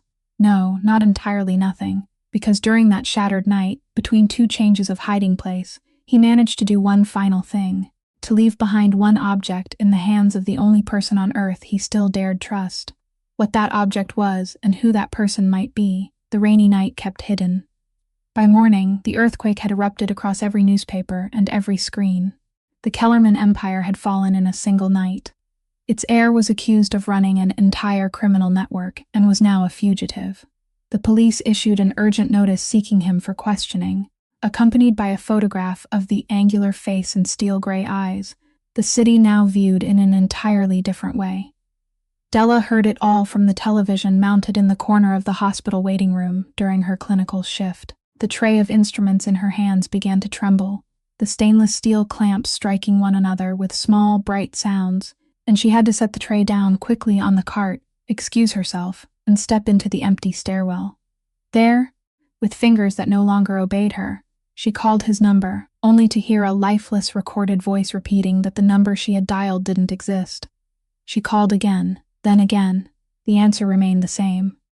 The man who had told her only days before that he was learning how to trust someone again, beginning with her, had vanished from the world as though he had never existed. Della moved through that entire day like someone who had lost her soul. She finished her shift, collected Toby, cooked dinner, answered Mrs. Odette with sentences that came at the wrong moments, and never took her eyes from the silent phone on the table. Then, when the city lights had come on and Toby was deeply asleep, the phone suddenly lit up once, and only once. A message from an unfamiliar number she had never seen before. There was no greeting and no signature, only an address buried deep in the abandoned industrial district on the eastern edge of the city, and two final words that made her heart tighten and pound wildly at the same time. Come alone. Della sprang to her feet in the dark room as 100 thoughts spiraled through her at once. She wanted desperately to believe it was him, but one cold fact rose and blocked her throat. She had heard the news report say that his phone had been recovered beneath the embankment. Ronan no longer had a phone, no longer had her number, no longer had anything at all. So who had sent the message?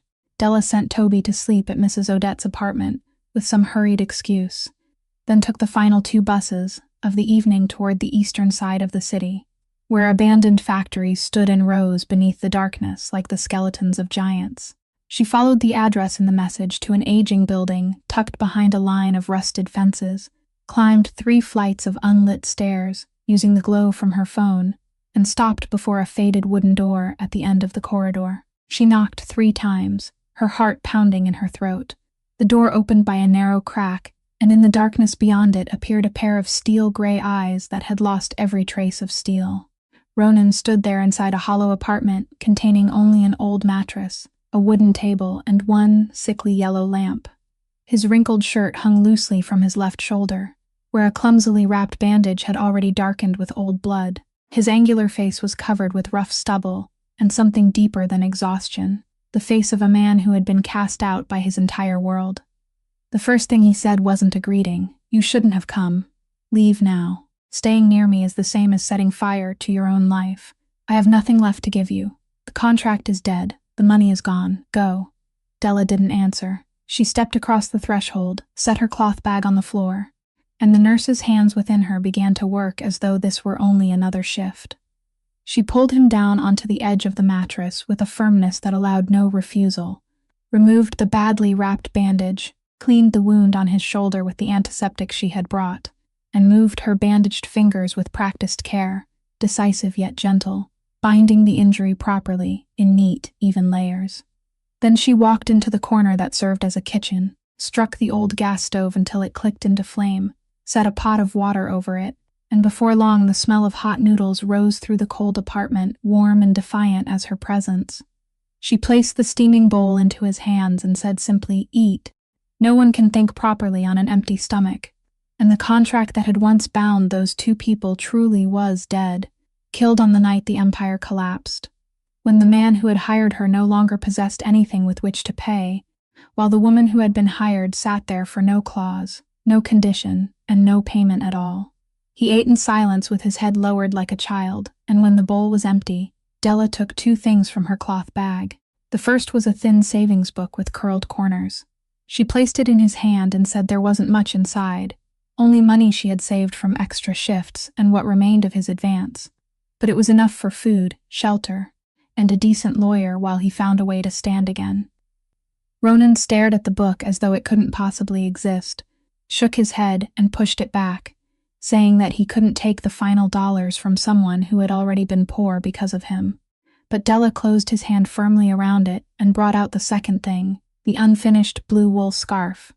She rose and gently draped it around his shoulders, and the man who had once commanded an entire world sat there shivering beneath the unfinished scarf of a poor mother who had died years before. His fingers touched the final row of wool, where the knitting needle still remained caught like a breath that had stopped halfway through, and Della spoke softly, though every word went straight into the deepest place inside him. "My mother never had the chance to finish it, but unfinished doesn't mean worthless. People are the same, Ronan." A very small sound broke somewhere inside the man's chest. The final wall, the wall that had remained standing through the death of his sister, the death of his mother, and the betrayal of his brother, collapsed without any great noise. He lowered his head onto her shoulder and wept like a boy who had been forced to become a man far too soon, his broad shoulders shaking beneath the wool scarf. Between his broken breaths, she heard him say, "You're the only real thing I've ever had." Della held him, one hand patting his back the way she soothed Toby on nights when the weather changed, and allowed her own tears to fall into his hair. When the storm within him had finally eased, she told him the rest of what he needed to know. About the syrupy phone call from the father, who had vanished when Toby was still an infant, and about the notice she had received that afternoon. He had formally petitioned the court for custody of Toby. Ronan sprang upright, the old fury flashing in his eyes, his hand instinctively reaching for a phone that no longer existed. Then he stopped, and Della saw something she had never seen before. Ronan Kellerman was powerless. He sat back down and opened both empty hands before him, saying in a shattered voice that before one phone call would have been enough. Only one. But now he had nothing. And even if he still did, he said, looking up at her, "Even if I still had it, I wouldn't want to win for you that way anymore." It was that sentence that made Della understand how completely the man before her hinged. She took his hand and said, "Then we'll win cleanly. But first, I have to take my examination tomorrow morning." He tightened his grip around her fingers, nodded, and repeated the words like the final command of a crime lord and the first plea of an ordinary man. "Yes, tomorrow morning, you'll still take your examination. I've already lost everything that belonged to me. I won't allow you to lose your dream because of me."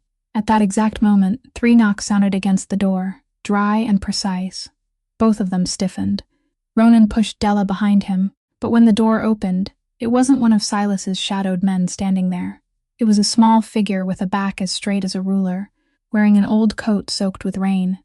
Mrs. Ingrid stepped inside, placed a basket of food on the table, and looked at them with pale gray eyes, as calm as though they were still standing inside the estate. Then she said that the time had come for the young master to learn who she had been on that rainy night. The room fell silent. She began to speak in a low, even voice, like someone reciting a prayer. Many years before, she had been the nurse on duty in an inner-city emergency room on the night a little girl bearing the Kellerman name was brought in. She saw the footsteps around her slow, she saw the glances being exchanged, and she was the only one who rushed forward. She did everything human hands could do, but she wasn't in time. She held the child's small hand until the final moment, becoming the one who stayed, and she hadn't slept peacefully for a single night since. "I couldn't return the little girl to you," she said, "so I asked to enter this household as a servant, to watch over the family's remaining son in silence, as a lifelong act of penance. On the night the estate fell, Silas's men didn't bother to notice an old housekeeper. I drove the old car through the rear gate and collected you from the place I had told you about many years ago, and I sent the message to this young woman." Mrs. Ingrid turned toward Della, and for the first time, warmth entered her gray eyes. "Because I've watched her throughout these past months, and I came to understand that she is the person who stays, the person I couldn't manage to be on that rainy night." Ronan stood as though turned to stone, his lips moving without sound. Then Mrs. Ingrid reached beneath her wet coat, drew out an object wrapped carefully in several layers of oilcloth, placed it on the table between the 3 of them, and opened each layer one by one. Beneath the sickly yellow light of the empty apartment appeared a burgundy leather-bound ledger. The following morning, Della entered the examination room with dark circles beneath her eyes after a nearly sleepless night, the faint scent of antiseptic still clinging to her fingers, and inside the pocket of her coat was a small piece of paper Ronan had slipped to her as she left the empty apartment. Written across it in his sharp, precise handwriting was a single line: "Anyone brave enough to claim her own debt before the whole world can't be defeated by an examination." She read it once before the papers were handed out, drew a deep breath, and during the hours that followed, every night shift, every worn page, and every lesson beneath the warm yellow light flowed through her pen. She wrote as though her mother were standing behind her, and when she finally set the pen down, she knew she had done it. But the hardest examination of that week wasn't written on paper. It took place inside the empty apartment in the industrial district, where 3 people sat around the burgundy leather-bound ledger, and 2 roads opened before Ronan. The first was the road of his old world, to use the ledger as a weapon, seek out those who remained loyal, and strike back at Silas with the same darkness Silas had used against him. The second was the path he had been taught all his life represented the ultimate betrayal, to take that ledger and the whole truth, including the darkest parts of himself, and place them on the desk of the police. He remained silent for a very long time, his hands clasped together, then said that she didn't understand. In his world, a man who spoke to the authorities was considered dead. Even while he continued breathing, his father would never forgive him from the grave. The Kellerman name would become a joke. Della, who had listened quietly until then, sat down across from him, looked directly into his gray eyes, and said the words he would remember for the rest of his life. "You once told me that your sister didn't die from an illness. She died because people looked at her with contempt. So what are you going to do now? Are you going to spend the rest of your life running and allow the whole world to look at you with that same contempt? Or are you going to stand up, step into the light, and force them to look again?" The room remained silent for a long time, with only the rain tapping against a distant metal roof. Then Ronan looked up, and for the first time since the night of the collapse, there was light in his eyes again. It wasn't the old gleam of steel, but something cleaner. He said softly, "All right, we'll do it your way." Mrs. Ingrid, standing near the corner of the kitchen, quietly lifted a hand to wipe her eyes. The weeks that followed passed like a film played too quickly, leaving Della with only scattered images. Ronan walking through the police station doors beside the family's elderly attorney, surrendering voluntarily, with his head held high before dozens of cameras. The burgundy ledger sealed as evidence, interviews stretching from morning until late at night, where he revealed everything, every transaction Silas had recorded, and every operation Ronan himself had chosen to overlook during the years he spent guarding his father's darkness.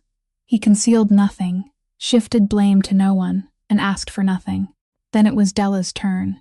She sat before investigators and described the afternoon at the cafe, the leather briefcase, the ledger Silas wanted destroyed, the photograph taken outside Toby's school, and the threat delivered in a voice as sweet as honey. The pieces began fitting together one by one. The forged signatures were exposed under forensic examination. The men who had betrayed Ronan saw the direction of the wind change and began competing to confess in exchange for lighter sentences. Then came the piece that left the entire investigation room stunned. Following Silas's money led them to a series of regular payments sent to the account of an unknown middle-aged man, accompanied by legal invoices for a child custody case. Della's father. Every syrupy phone call, every petition filed with the court, had been paid for with money belonging to the man who wore the gold ring, and all that evidence was entered directly into the case file. One evening, the news broadcast the entire city had gathered to watch showed Silas Brandt being escorted from the very estate he had barely had time to claim. His silver gray suit remained perfectly pressed, but the oily smile was gone. Alongside him, a whole network of men appeared one after another with their hands in cuffs. Della sat before the television between Toby and Mrs. Odette. She didn't cheer or cry. She only clasped both hands tightly together. But Ronan's path didn't become clear simply because Silas's conspiracy had been exposed, for the genuine crimes Ronan had confessed still remained. Prosecutors were divided. The public was suspicious. No person of influence dared speak on behalf of a man carrying the Kellerman name. Every legal door seemed to be closing, until one morning when a modest car stopped outside the prosecutor's office, and a white-haired man stepped out, dignified in a charcoal gray suit. The entire legal establishment of the state recognized him immediately. One of the most respected retired judges in the country, a man whose signature had appeared beneath rulings now studied in textbooks. Leaning on his cane, he walked straight inside and placed a voluntary character bond on the desk.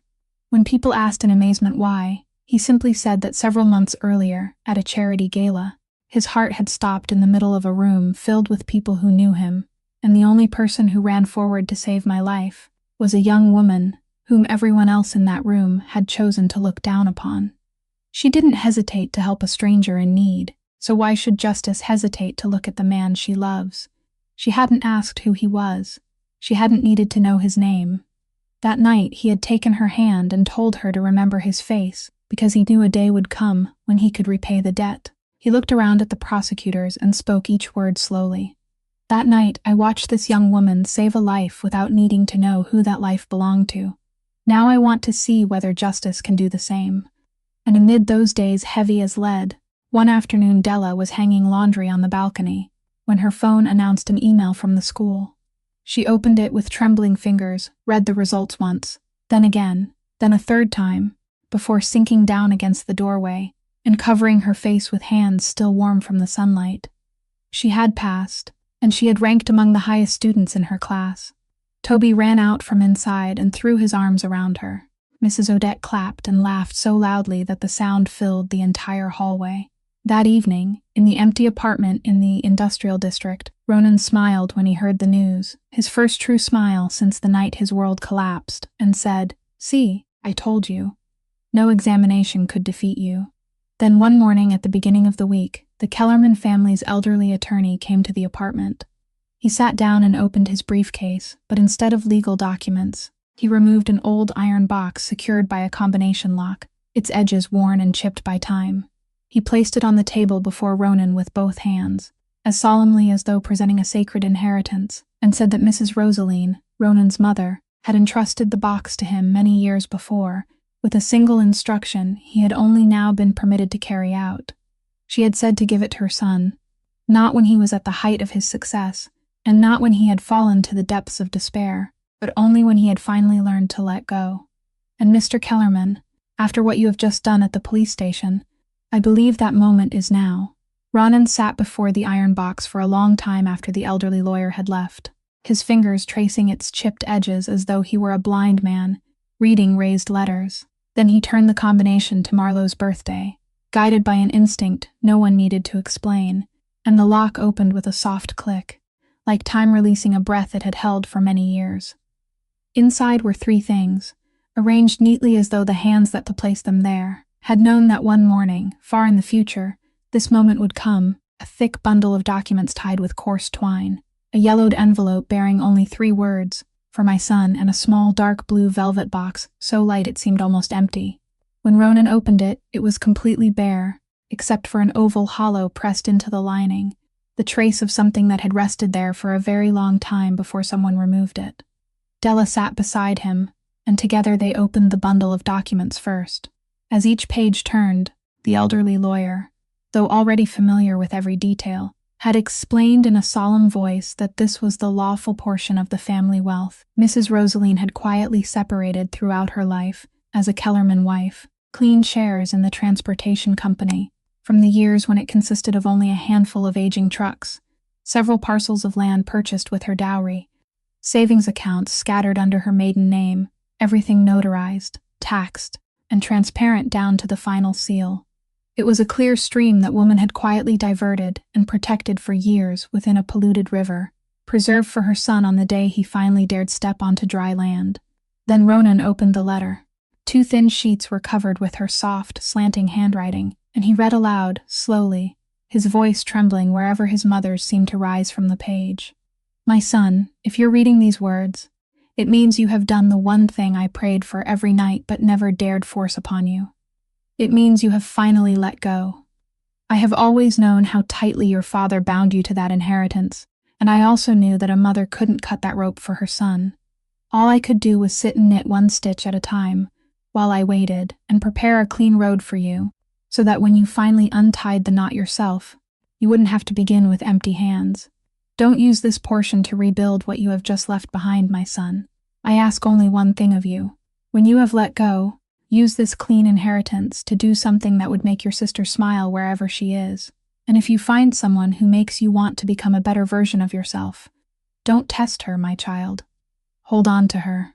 Ronan lowered the letter, unable to read the final line aloud, and Della saw a small round stain, dried many years before, resting above the signature, the mark of a tear that had fallen before the ink was dry. The trial took place after the city had fully entered the cold season, and it looked nothing like the kind of trial people imagined for a name like Kellerman.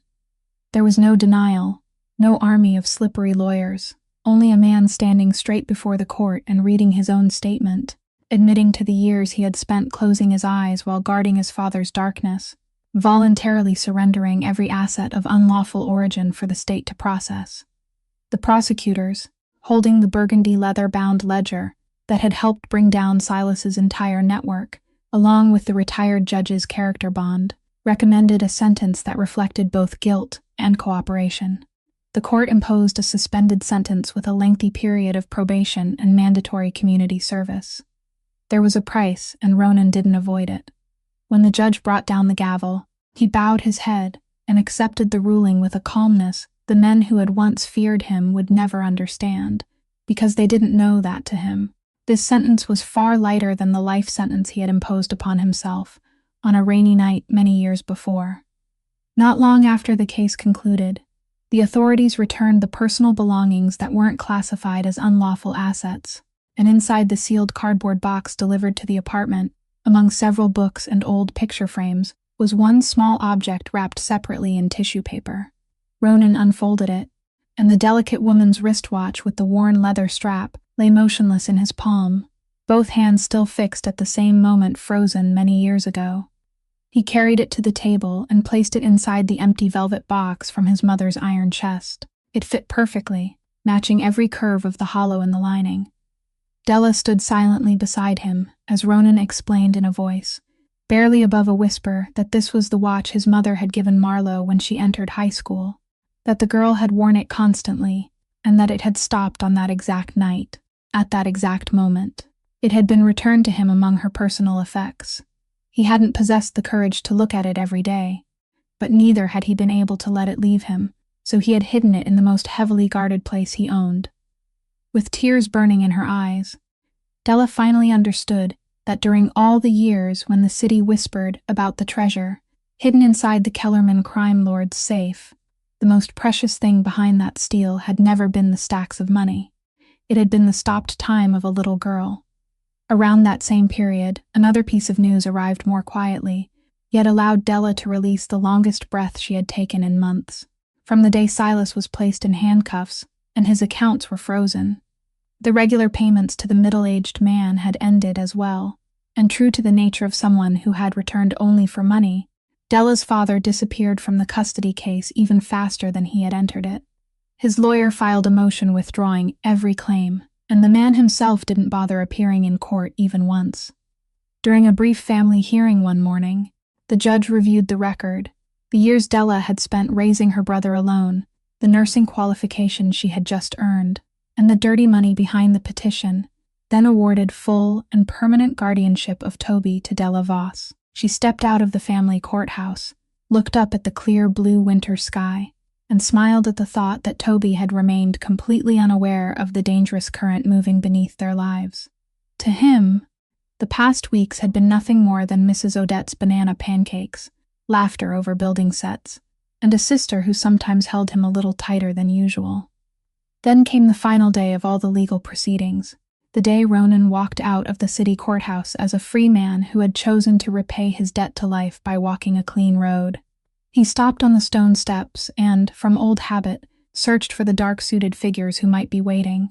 But that morning there were no bodyguards and no lawyers. There was only a young woman standing in the cold sunlight wearing an old scarf, and a little boy jumping excitedly beside her, holding a brand-new drawing high above his head. It showed a beautiful, sunlit clinic with a large garden, and 3 crooked figures holding hands in front of the open doors. Toby waved the picture wildly and shouted across the whole plaza, "Uncle Ronan. Look, I drew our new home." The man who had walked through collapse, betrayal, judgment, and the eyes of an entire city stood motionless on the courthouse steps, one hand tightening around his sister's stopped watch inside his coat pocket, feeling the cool glass press against his palm, and there, amid the clear voice of a child calling his name, he suddenly knew, with greater certainty than he had ever known anything, exactly what he was meant to do with the clear stream his mother had spent her whole life preserving for him. In the months that followed, on an old street corner in the eastern working-class district where an abandoned warehouse had once stood, people began to notice lights burning late into the night and trucks carrying construction materials coming and going. The clear stream Mrs. Rosaline had spent her entire life preserving was finally poured into the place where it belonged, into every brick, every window frame built to welcome sunlight, every row of waiting room chairs painted a gentle shade of blue. And one early spring morning, a simple bronze plaque was mounted beside the entrance, engraved with the words, "Marlowe Foundation Community Clinic," where every door opens to every person. Beneath it was a smaller line that made anyone who read carefully pause for a moment. "No one here will be refused because of poverty, background, or any prejudiced gaze." Ronan had chosen the location himself, not in the glittering city center, but in the neighborhood where people like the Della he had first met once needed 2 buses just to reach an emergency room. He worked with architects, retired doctors who still carried deep devotion to their calling. The elderly lawyer handled the legal matters, and Mrs. Ingrid took charge of coordinating the first volunteers with the same meticulous care she had brought to decades of running a household. Throughout those months, the man who had once ruled an empire through fear learned how to build something good through gratitude. During that same period, another ceremony took place in the nursing school's grand auditorium, where the most outstanding students of the graduating class were called to the stage amid applause. And when the name Della Voss echoed through the hall, she walked forward in a spotless white uniform and bowed her head as the dean pinned the nursing badge to her chest, the badge she had earned through sleepless nights, missed meals, and an entire season of storms. In the audience, Toby stood on his chair and clapped louder than anyone in the room. Mrs. Odette applauded while dabbing her eyes with a handkerchief, and in the final row, in the most hidden seat, a man in a dark coat stood silently watching her, offering no applause, only a smile, because some forms of pride are so immense that applause can't contain them. Then, late one weekend afternoon, When the clinic had completed its final preparations and only awaited opening day, Ronan sent Della a message asking her to come, saying he needed her professional opinion on the arrangement of the first aid room. She arrived, walked through the rooms still carrying the fresh scent of paint, adjusted the placement of several medicine cabinets, suggested changes to the stretcher route, and when they finally stopped in the main lobby, she saw it. The central wall of the clinic held no sign or logo. Instead, 2 framed photographs hung side by side in a place of honor. One showed Mrs. Rosaline as a young woman, wearing a gentle smile and eyes that seemed to see far beyond the present. The other was a photograph of Della's mother that Ronan had quietly asked Mrs. Odette to find in an old album. A thin woman with a warm smile holding her little daughter in her arms. Beneath the 2 frames was a line carved into wood, dedicated to 2 mothers who taught us that people may be poor in money, but they must never be poor in heart. Della stood motionless before the wall, her throat tightening until she couldn't speak, and when she turned around to say something, she saw Ronan holding a stack of old papers she recognized immediately. The contract, the original copy, the thing that had begun everything. He looked at her, then lowered his eyes to the pages, and said that he had kept it through all those months, kept it as evidence of the man he had once been, a man who believed everything in life could be purchased, and every heart needed a clause for protection. "Do you know who wrote the 4th clause?" he asked. "I did. I wrote it myself the night before I gave you the contract to sign, because I saw something in you that frightened me. That clause was the most cowardly thing I've ever written. I didn't write it to protect myself from you. I wrote it because I was afraid of myself." Then, before Della's eyes, he took the pages in both hands and tore them in half. The sound of ripping paper rang clean and final through the empty lobby, and the 2 halves of the old agreement fell onto the new tiled floor. Before she could catch her breath, Ronan Kellerman lowered himself onto one knee in the clinic that bore his sister's name, beneath the gaze of the 2 mothers on the wall. He opened a small box, and a simple ring caught the late afternoon light. His deep voice trembled through every word as he said, "Della Voss, I once paid you to pretend to be a woman who loved me. It was the most arrogant mistake of my life, and also the greatest blessing I've ever received. Now I have no empire and no power, only a clean road ahead of me and a heart you somehow repaired. So I'm not offering you another contract. I'm asking for the rest of your life, so that every day I may try to become a man worthy of your real love. Will you say yes?" Della's tears fell before she could speak. She nodded again and again, then finally managed to whisper yes through them, and just as he rose and slipped the ring onto her finger, the sound of small shoes came pounding from the doorway. Toby, brought by Mrs. Odette to collect his sister, and never expecting to become a witness to that moment, ran straight into both of them, wrapping his arms around them and pulling Mrs. Odette, who was laughing through her tears, into the embrace as well. In the middle of the 4 of them, the boy looked up and announced with the authority of someone concluding an important official report that he had told them so. He had approved Uncle Ronan ever since the very first day they met. The new clinic filled with laughter, the first warm laughter in a place that would one day hold so much more of it.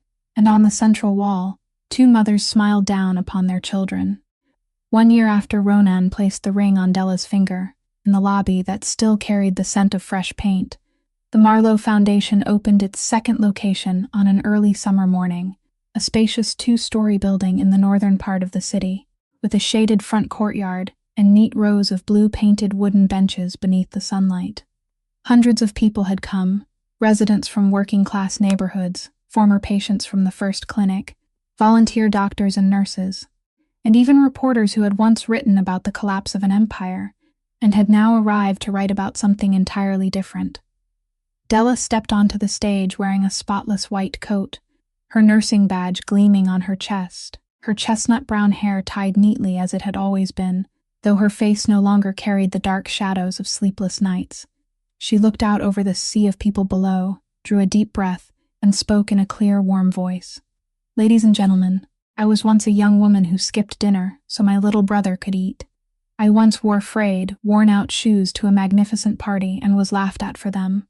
So I stand here today to tell you what life taught me through every tear, that the worth of a human being isn't found in where they were born or what they hold in their hands, but in how they treat the most vulnerable person standing before them.